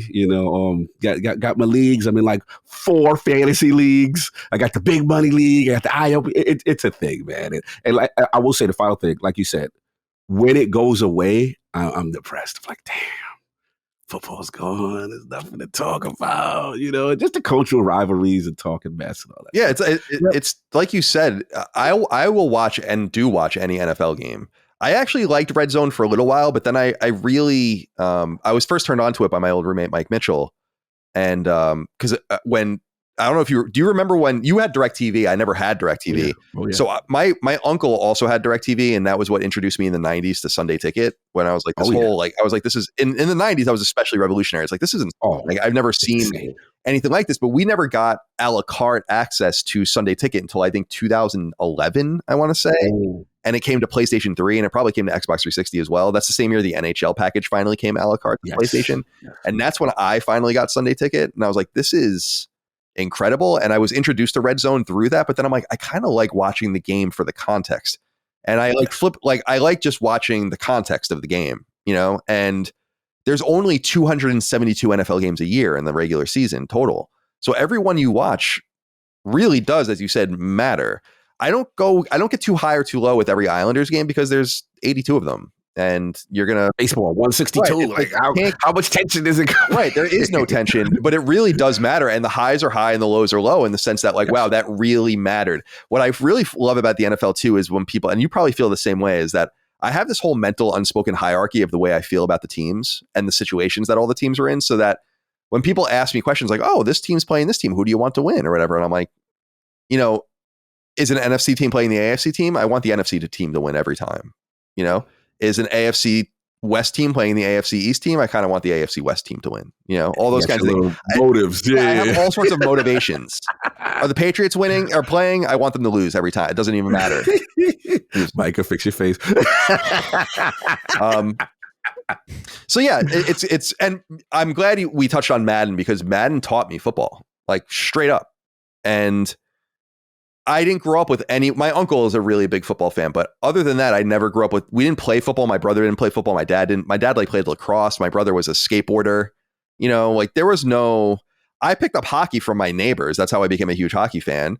So whatever was around me is what I was influenced by. And football was just not really, football is big in my area, but for my group of friends, for my family, it wasn't. And Madden taught me the game. And it really, on SNES specifically, it really did. And I bought it every year for many years and fell in love with it. That's why I understand anything about football at all, I think, and went into it understanding a little bit more. And I wonder if you can relate to this too, Cog, about the evolution of seeing the game and how you identify and can see much more as you get older. Like, I remember the moment, it was when I was an adult, probably deep into my adulthood, when I really started seeing penalties all the time, like everywhere. False start, holding. Like you just see, like you just see it. Like the game just, you start evolving with it. It becomes more of like it's an enlightenment, so to speak. It's a wonderful game. It really is, and and I keep telling people the greatest turn-based game. Outside of chess, I would say ever. But Chris, I want to get you on the record because I asked you about this from the perspective of, I know you're not a football fan. I've known you for years now. I know you're not a sports person, but certainly it must collide with you, like because it does with everyone. Like the realities of the sport and the domination of Sundays and Monday nights and Thursday nights and the playoffs and the Super Bowl and the way people feel about it in fantasy and betting and all this. I assume somewhere along the line, something in your life is interacting with this, whether it's a person or whatever. I mean, football is weird because I think my family, as far as I remember, we weren't really a football family at all. Like my dad was a Yankee fan, like he would watch a lot of baseball and I would watch it with him and I got it. Like I understood, like there's an enjoyment to be had in like the presentation of it. Like I'm nostalgic for it. Like I've been to Yankee Stadium, like I've been to a game. I've had the overpriced hot dog. I get it. Like I like the vibe of it, but I don't know. I think sports, there was always this disconnect with me because whether I'm in person and I'm kind of like looking out at this field and I have to squint and I'm like, who's that? Okay, that's that person. And then like, or if it's on TV and I'm seeing like a football game and it's just like a bunch of dots running around a screen. I'm like, who's that? Is that Manning fellow? Who is that? Which one is like, I think it actually, I'm not being facetious when I say it, I think it might actually be like an ADHD thing in the sense that like, I don't know if I'm able to focus enough to really distinguish between these faceless people in like identical outfits enough to be enthralled by any individual's play. Like I was like, okay, like who's like, you know what I mean? Like if people are like focused on like, oh, that's, this player, like, is it? I don't know.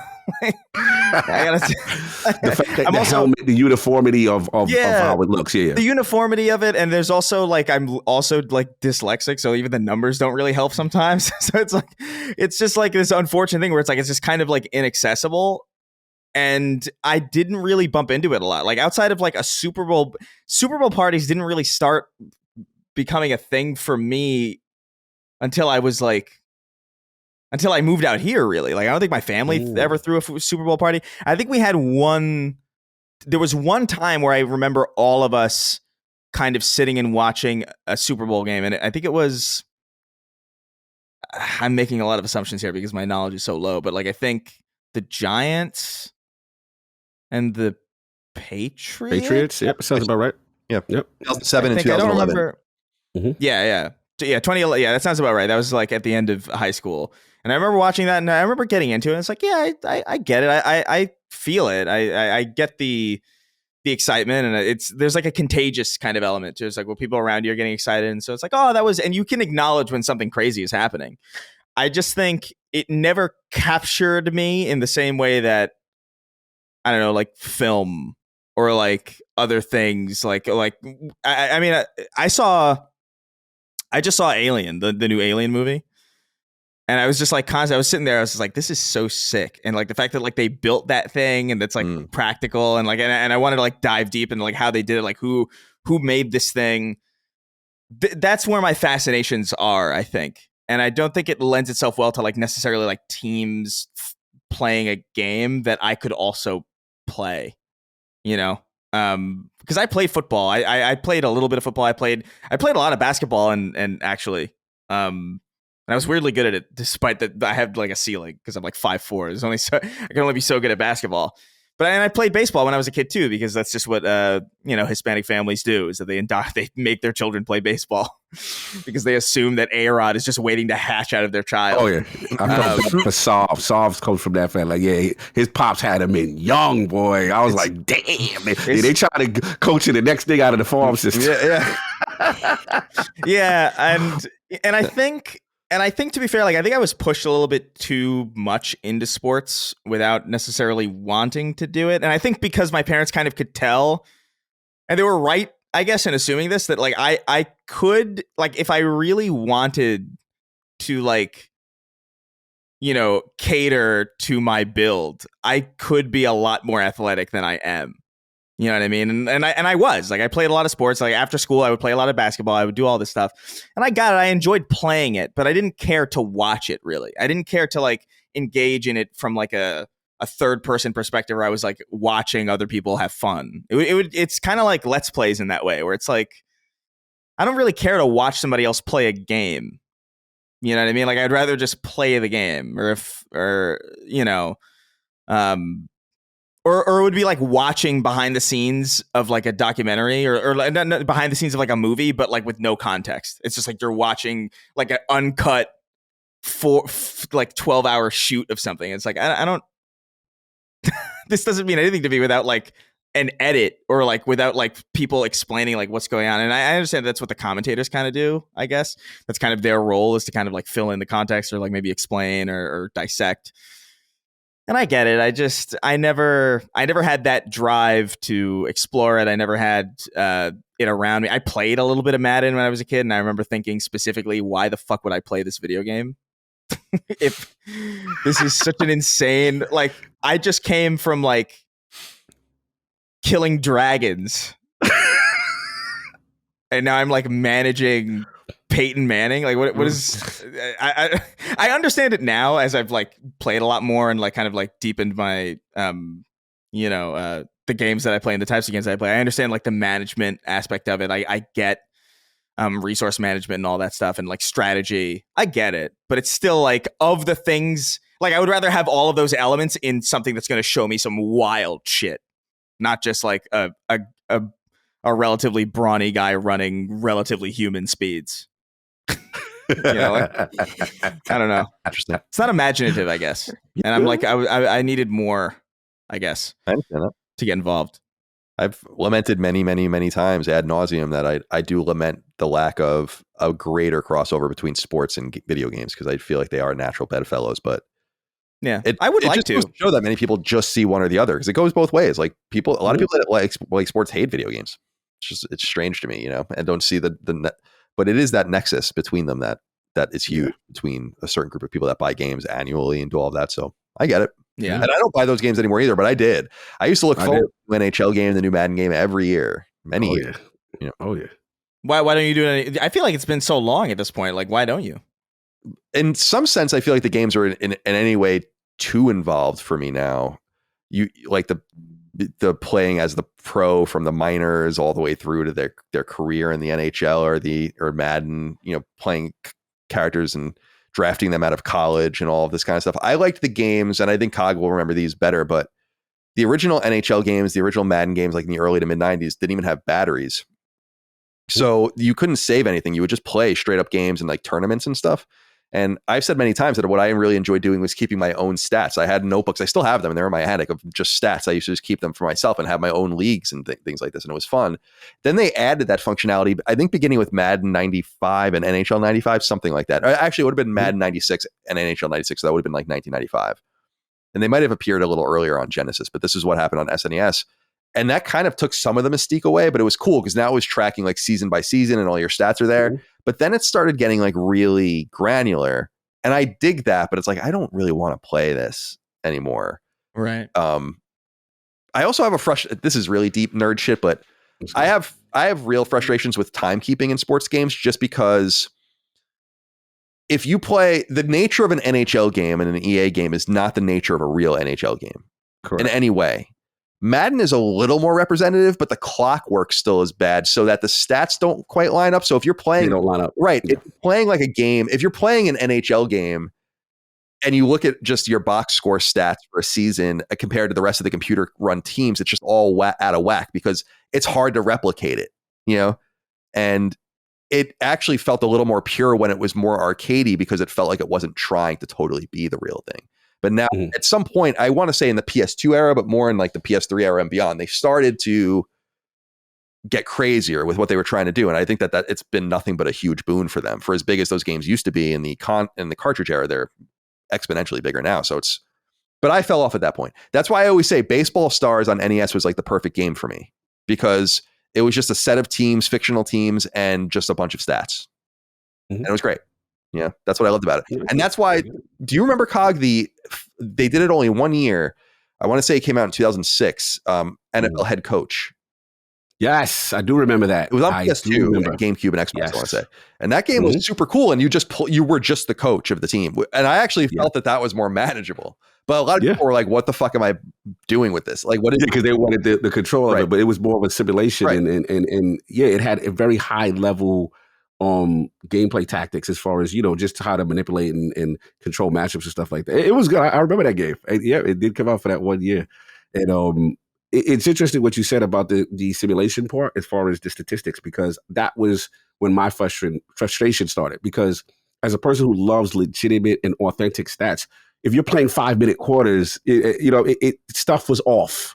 But as things got more granular, then they started to do little things to mess with the algorithm and try to make those stats better for the AI control teams, kind of thing. So, I get what you're saying. It's all that minutia in it. And some people hate it, and some people love it. It turns people completely off. Like, I'm not doing this garbage. Right. So it's funny. Like, I guess what I'm saying is to put a finer point on it, if you guys don't understand, is like in the NHL, and I know Cog does, but in the NHL game, for instance, the clock is a 20-minute clock, but it runs really fast. Because there is no playing hockey like a video game the way it's really played, where it's like a lot of puck movement, really slow breakouts and dumping and chasing and doing and setting up, for perimeters around the net and stuff like you just don't play like that. So At some point, you have to just embrace it's different. A lot of it is also one thing I think is cool, and I didn't know this was happening until more recently in the recent years, is like people have real online leagues with real people that are played through these games, which I think is super fucking cool with like schedules and times you meet and stuff. And I'm like, that's dope. I did that all the time. Yeah. That's like well after my time, like the only sports game I played Madden Online a little bit on PS2 through the network adapter. But it was just Dreamcast games. And in those games, you were just one-on-one for random games. And if you had the keyboard, you could like type things. But that was about it. And I liked that. But Micah, we haven't heard from you yet. Now, we share a bond with football. We happen to be, for people that don't know, fans of diametrically opposed teams, not just teams that are different or and now it's a very one-sided rivalry. The Jets haven't done the Jets hate the Patriots. It's a lot of it. A lot of it ties into Bill Belichick and Bill Belichick was the coach of the Jets for one day. So Bill Belichick was the defensive coordinator of the Giants, won some Super Bowls, then was the coach of the Browns in the 90s. And then he became the coach of the Jets. And he resigned after one day and became the coach of the Patriots. In this huge thing, the Jets got compensation for it and all that. It was like a really big controversy. And this was around the time I was becoming a Jets fan. So this is what I remember. Like 98, the Jets were in the championship game against the Broncos. And that's like kind of my first memories of really caring about the Jets. But really, I became a bigger Jets fan into college. And so like around the turn of the century. So you're a huge Patriots fan.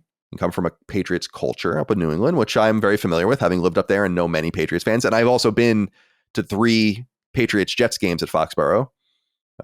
So I know that rivalry pretty well. But again, very one-sided.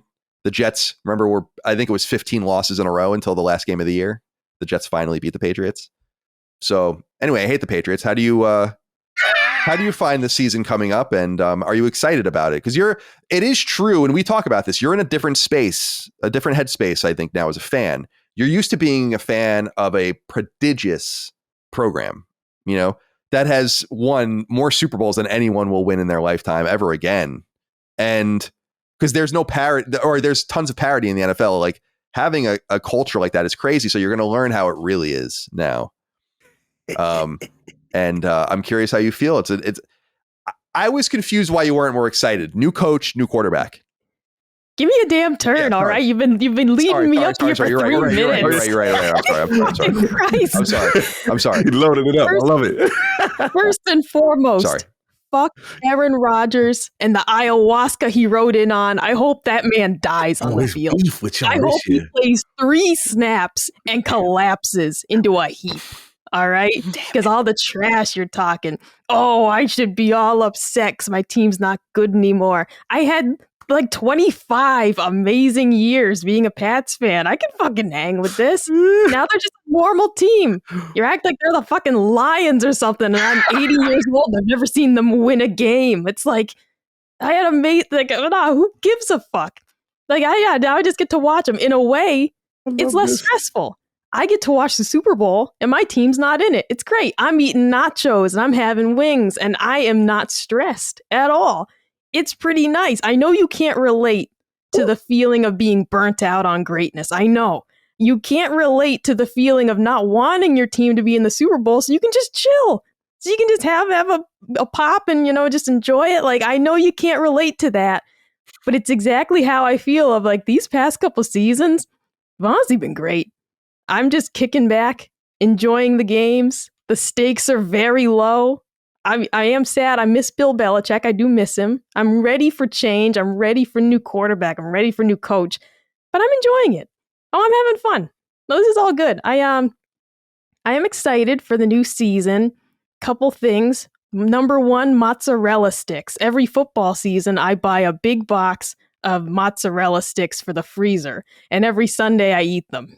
Sometimes I get Totino's pizza rolls as well. I alternate week by week. I only eat them during football season. So I'm really excited for that. Also, our pick sheets, of which I have won, is it 3 years in a row now, my dear? Yeah, I see what this is. We do our weekly pick sheets. So like Colin and I, we listen to our football podcast. He does his fantasy football like with his family. I just listen to my podcast every week. I check, online to see like who's out, who's injured, whatever. And every week we do our pick sheets of which games, who we think's going to win. Straight up. That's not on a line or anything. Yeah. Nice. Those are fun. I like those. Me too. It's a lot of fun. We keep track the whole season. You guys don't do the knockout? No, I asked her about that. If like a suicide league. The knockout. Yeah. I've tried to sell her on this idea, but she doesn't like it. Yeah. Because why do I want the game to end like a quarter of the way through the season? Like, that's it. No more pick sheets. Like, there's only 2 of us. There's only 2 of us. Do it on the side and restart it. So like it could happen multiple times. No, here's the thing about Colin. He wants everything to be complicated. Colin is in 2 fantasy football leagues. That's right. That can be his complicated place. This is the pick sheets with your wife. It's a simple little game, and that's all it's going to be, because I don't want complicated. Like, I want to pick my teams, and then we score the sheets every week. That's it. You have your 2 fantasy leagues, 2, to do your complicated bullshit in. Yes. I don't want this. I do not want this. Fair enough. It's a guy handing that guy that thing, and he's like, I do not want this. I don't want any. So we do that. I enjoy it, Yeah, we watch the games together every week. Football is a big part of my life. Like my dad and I obviously used to always watch the games together, and it was a big part. Like his mom, my grandma, really big Patriots fan. And her mom, my great-grandma Alice, was also a really big football fan, but it was before the Patriots existed, so she was a Giants fan first. And then when the Pats came into the league, she started following that team. And from then onward, our family is, we're Patriots fans. But so it is. It's like we're always, big football people. The Super Bowl is a big deal. It's like a holiday to my dad. You got to get really good food, and he's making wings and all this stuff. We're ordering, Chinese from our favorite restaurant, get a whole spread going.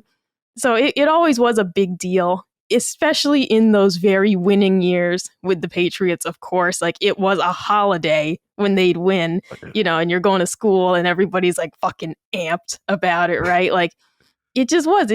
The culture, I do miss the North for that reason. I ran into a guy at Wegmans actually the other day. I was wearing a Bruins shirt and he was wearing a Patriots shirt, and we like acknowledged each other. He's like, oh, cool shirt, I miss that though, of just everyone wearing my team's gear. I do miss going to Stop and Shop on like the day of a Bruins game and just seeing everybody wearing the Bruins stuff, right? I do miss that, and just being surrounded by fellow fans. When I see one here, it is so incredibly rare. And I get really excited if I see someone, especially like in a Bruins, hoodie or something. Like that's awesome. Mm-hmm. I'm actually more excited for hockey season probably, because that is like my favorite. But no, football season, it's for a lot of reasons. First of all, fall is approaching. I love soup. Soup season is here. We're going to have soup and bread. All right. Like it's that time of year. The comfort foods come back. Meatloaf comes back into the rotation, because I retire meatloaf for the summer and then meatloaf comes back for winter. Oh yeah. Chicken pot pie comes back into the rotation. Meatloaf's so underrated. And yeah, pot pie, another underrated food. Love that. I will say there's something, the thing that I always found a little annoying was this. Every time someone was like a fan of a team and they would win, I know this is not a unique observation. I've heard this many times, but I feel this in my heart. Every time a team would win, their fans would turn around and they would say, "Oh my God, we did it." And that would always really bother me. Because you didn't do shit. Sports fandom is totally inexplicable. Like I think about that. I think we might have haven't had a conversation about this in the past. Like I can't explain it. I don't really understand it. It's the reason why I feel it's weird is because I don't even feel that way when like my political party wins. You know what I mean? I'd be like, oh, I guess this person won the election. Okay. It's never like, I never feel like, yay, we did it. You know what I mean? Like, I'm sure people do. I'm sure like that. I'm sure that, but that's what the analogousness between, I think, politics and fandom and sports really. That's like the unattractive thing that they all kind of have in common. I think is this like, oh, Xbox isn't doing well. It's like, oh, we're not doing well. It's like, what do you mean you're not doing well? What are you talking about? So like, what do you mean you're like? I don't know. There's something about it that I think. I don't know, maybe I'm just like autistic or something. No, it is a line for me. I think it's unexplainable. Like I first of all, I understand that I will never adopt new teams ever again in my life, unless there's like some sort of Virginia. Maybe if like Virginia, we've said this before. It would be cool if Virginia got an expansion team in one of these, right. And Virginia has a lot of people in it, and I think could theoretically support a sports team, but it's wedged in between two big sports markets in like the North Carolina sports market and the Washington DC sports market. So most people around here are Redskins fan or Washington Commanders fans now, and Capitals fans. And then you get some Panthers fans, like our neighbor's a Panthers fan, and like some Hurricanes fans, and then a lot of agnostic people like us that are from other places. But there is something about Long Island and these teams to me that matter. And there is a possessiveness about it too. We just discussed it on Sacred Symbols, Chris and I. Someone wrote in saying he's moving for work from Toronto to New Jersey, and he wants to know if he can become a Jets fan. And I'm like, I'm not crazy about it. You know, like, I don't know why. I'm just not crazy about the idea, you know, like I was specifically asking him, I'm like, why don't you come in with that Toronto energy and be like the Maple Leafs guy instead of being the Devils guy or whatever? But it's like, why do I give a shit? Because he was basically asking through the context of like, it looks like they're going to be really, on paper, the Jets are even better now than they were last year when they were going into what looked like a promising season. Oh, yeah. Right. And it's like, am I allowed to kind of jump on board? And I'm like, I don't know about that.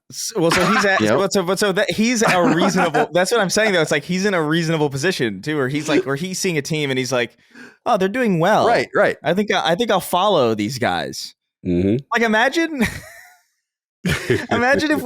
if we took that framework of thinking like anyway, like if we took that to video games. Like imagine Naughty Dog never made a good game in their life, right? But we were just excited for the next Naughty Dog game. It's very funny. Yeah. Because we were just around, because like, oh yeah, we're from the same place. It's like it's just so crazy. Like I don't know. It just feels kind of insane. If you're not I guess around it a lot, it looks kind of wild. And obviously like the people who like, obviously there's always like the sports like riots after like a game concludes, and it's just like, I don't know, man. I think maybe there's an outlet. There might be like an outlet there that's like necessary, because like maybe if people don't have it in sports, maybe it just goes to something else. But it's just very strange. And I don't say that from like a perspective of somebody who never wanted to get it. I actually wish that I was more into sports than I am. I just like, I've tried so many, and I think the thing is like the time commitment in just like even just sitting and watching an entire game like intently to the point where you're actually paying attention feels like kind of impossible for me. I don't know why, but it just feels like a lot. And yeah, I don't know. I think baseball is like the deepest I've ever gotten, and it's probably like as deep as I'll really go. And even that's like not real. Like I don't watch I don't even know who the fuck I don't know who the hell is in the Yankees right now. I'm wearing this hat because Jay-Z wore it. You know? And I thought it looked cool. but yeah, I don't know. It's an interesting environment. Sports culture. Yeah, man. It's great. And shout out to baseball too. I don't like the MLB. I think the MLB is deeply broken. I've talked about that many times, but the sport of baseball is wonderful. It's a wonderful sport. It's a wonderful sport to play, and it's a wonderful sport to just go to in a person to watch. Yes. Like being in a ball game is so fun, so relaxing. I know there's this whole rubber band effect now. Games are getting quicker because of the pitch clock that they've been experimenting with and all the rest, which is cool. But now I was reading a story where some dude in like a Nationals game was saying like the game was over in like 2 hours and 20 minutes or something like that. And he's like, it's too fast. And I'm like, now we're complaining about the games going by too fast. But I understand, like, just sitting there. When I used to go to Yankee games, I have never been to the new Yankee Stadium in my entire life, which is weird because it's been open for like 15 years or something now. But I've only been to the old Yankee Stadium, and I've probably gone. Oh, me too. I've probably gone, I don't know, 20 times maybe in my life or something like that. Maybe more. Oh my God. It's a lot, actually. And that's a fucking lot. And you go, I'd be with my dad or my aunt or whoever, and you get your program. And I'd love keeping.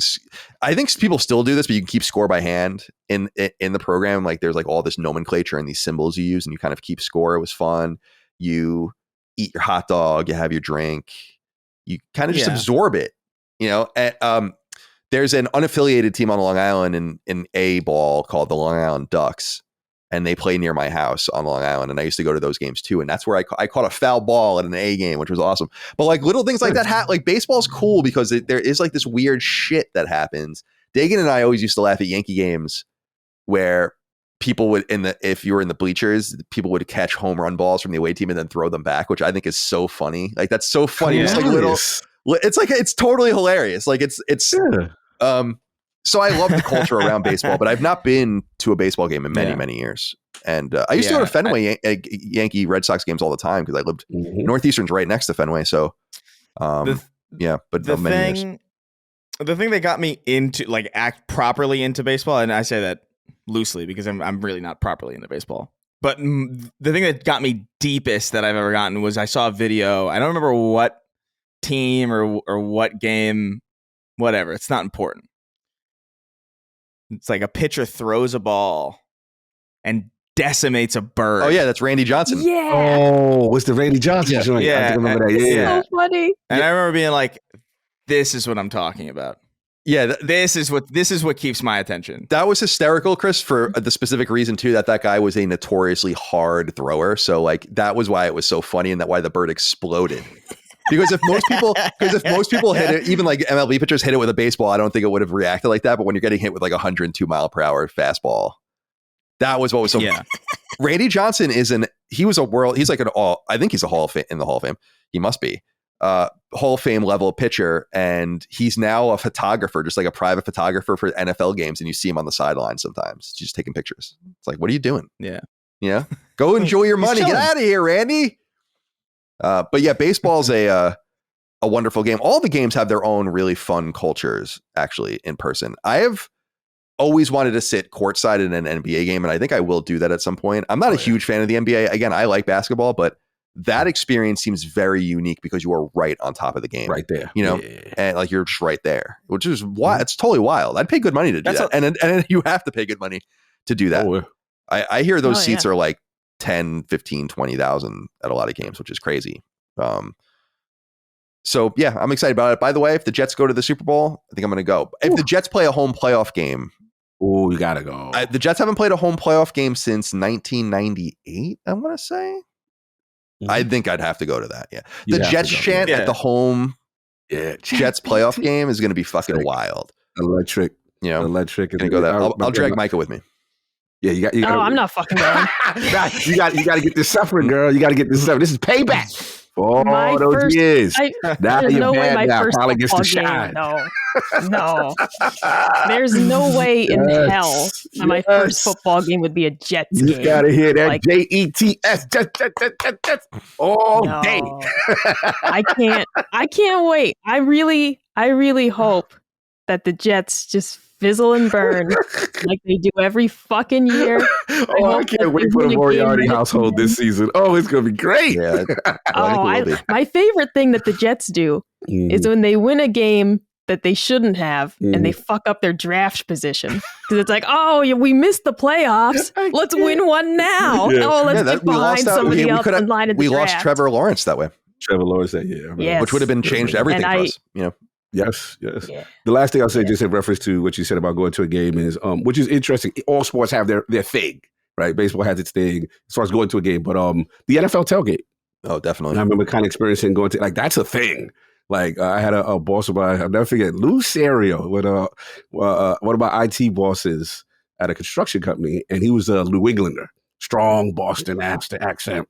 Gotta get to the game, Cog. All right. And then, we got there and they tailgate. Like, how many times I've been to Foxborough? It is a thing. He's got a crew of people. They've got all a selection. Like, to me, I'm like, this is an excuse for y'all to just get drunk and get crazy. Like, y'all just using this game as an excuse for grown men to get together and be belligerent. I was just like, this is out of control, hilarious. But yeah, the tailgate thing is a huge deal. But I will say the last point is when my slowing down of watching NFL games in person started was the advent of the HD era. Of getting the direct games in HD. I'm like, I'm sitting in my house. Yeah, the experience is the NFL experience. I think is authentically better at home than it is in person, because the sight lines are so weird in NFL games unless you're sitting in very specific places, which are the most expensive. For people that don't know, you want to sit in the center of the field, really, and those are the most expensive, low to the field. And I've said many times, my old roommate Mike Mitchell had season tickets for the Niners in the end zone, 12 rows back, and I used to go. I think I went to 8 games with him. And sat there, and it's cool, but you really have no idea what the fuck's going on unless they're in the red zone, coming towards you. Everything, and I would lament over and over again, is that a 10-yard run or a 2-yard loss? I have no idea. You can't tell. I agree. Everything looks so short when it happens. When you're looking at it, but when you're seeing it from that angle, that's football to me. So it's weird seeing it from any other angle. It's the only sport that suffers from that, I think, because I think baseball really benefits from being in person. Hockey is great on TV, but it's fucking sick in person. Hockey is excellent in person, and basketball obviously is great in person too. So, so that's the only sport that really suffers in that way, which is too bad. They've made the experience too good. That's why people pay $500 a year to get Sunday ticket, which is literally what it costs. So wild. And I paid it because I'm an asshole. I gotta have my games though. What the hell are we just gonna watch Commanders games? Yeah, because are you kidding me? That's the local team for Commanders and sometimes the Panthers. Ew. Yeah. Ew. That's what we got going on around here. Yeah, it's no good. So gross. Get it. All right. Well, thank you guys for indulging me. I'm sure we'll touch on the game in the fall when things are going on. We'll see how things unwind from there, and I'm sure they will unwind for certain teams like my own.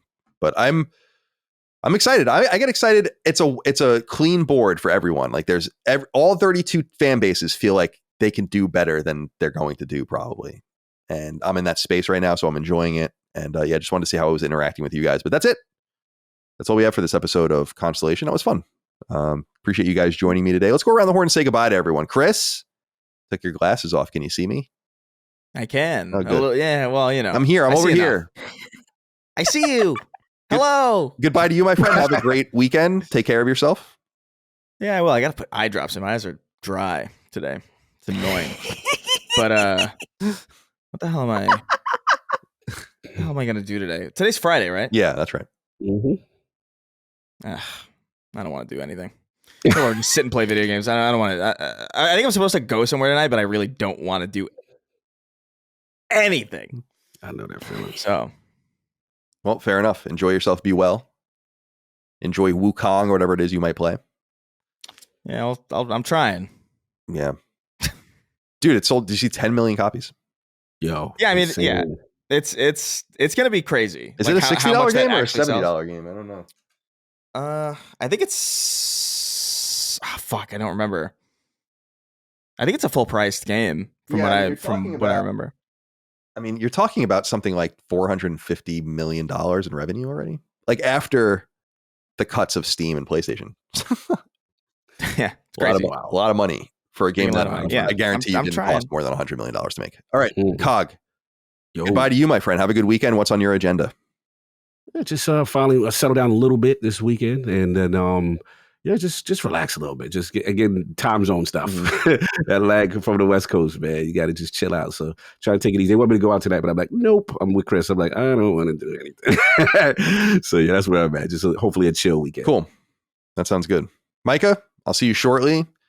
Let's go take the dogs out for a walk, perhaps, if you'd like. Yeah, no, it's actually been pretty decent here. We're experiencing a bit of a cool down. Finally, it's been in the 70s versus the 90s this past week, and we're loving it. We're going out for walks more. We're going out to dinner tonight. Gonna get my double pepperoni pizza. They had this restaurant we go to has wood-fired pizzas, little like personal pizzas. I fucking love it. And I've been looking forward to this pizza all week, so I'm hyped. Yeah, me too. It'll be good.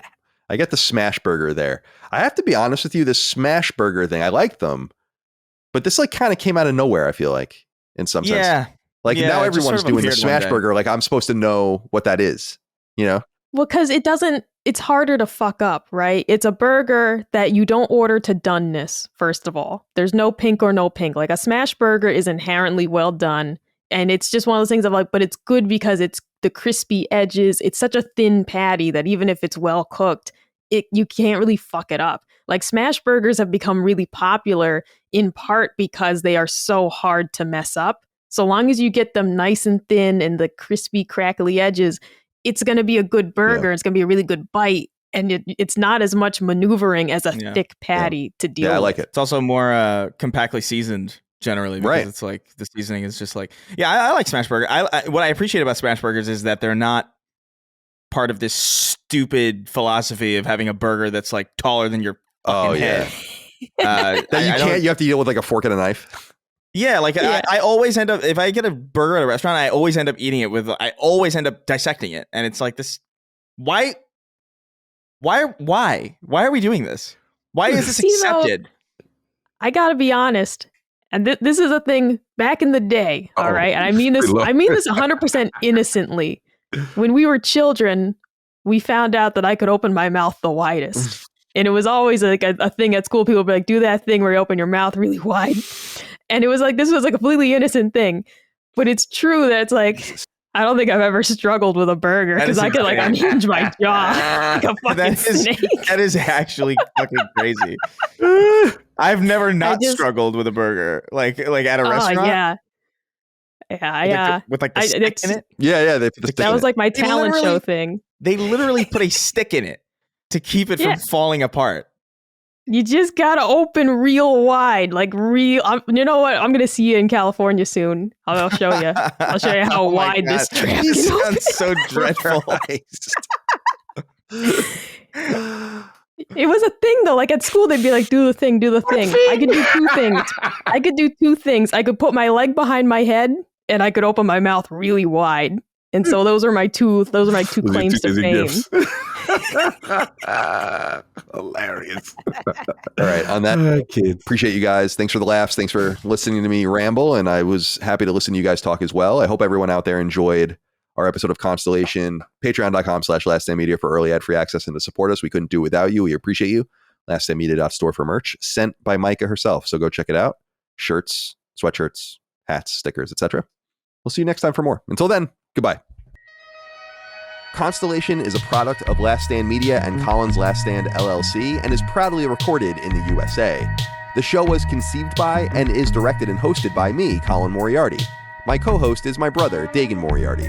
The show is produced by Last Stand's executive producer, Dustin Furman, and is edited by associate producer, Ben Smith. All Last Stand theme music is by Ramon Narvaez, and all of our graphics and logos are by Dagan Moriarty. As you know, all of Last Stand Media's podcasts, including Constellation, are fan-funded on Patreon at patreon.com/laststandmedia. The following names are at the producer level on Patreon, our highest support tier, and we're infinitely grateful for your thoughtful and kind contributions to our independent endeavor.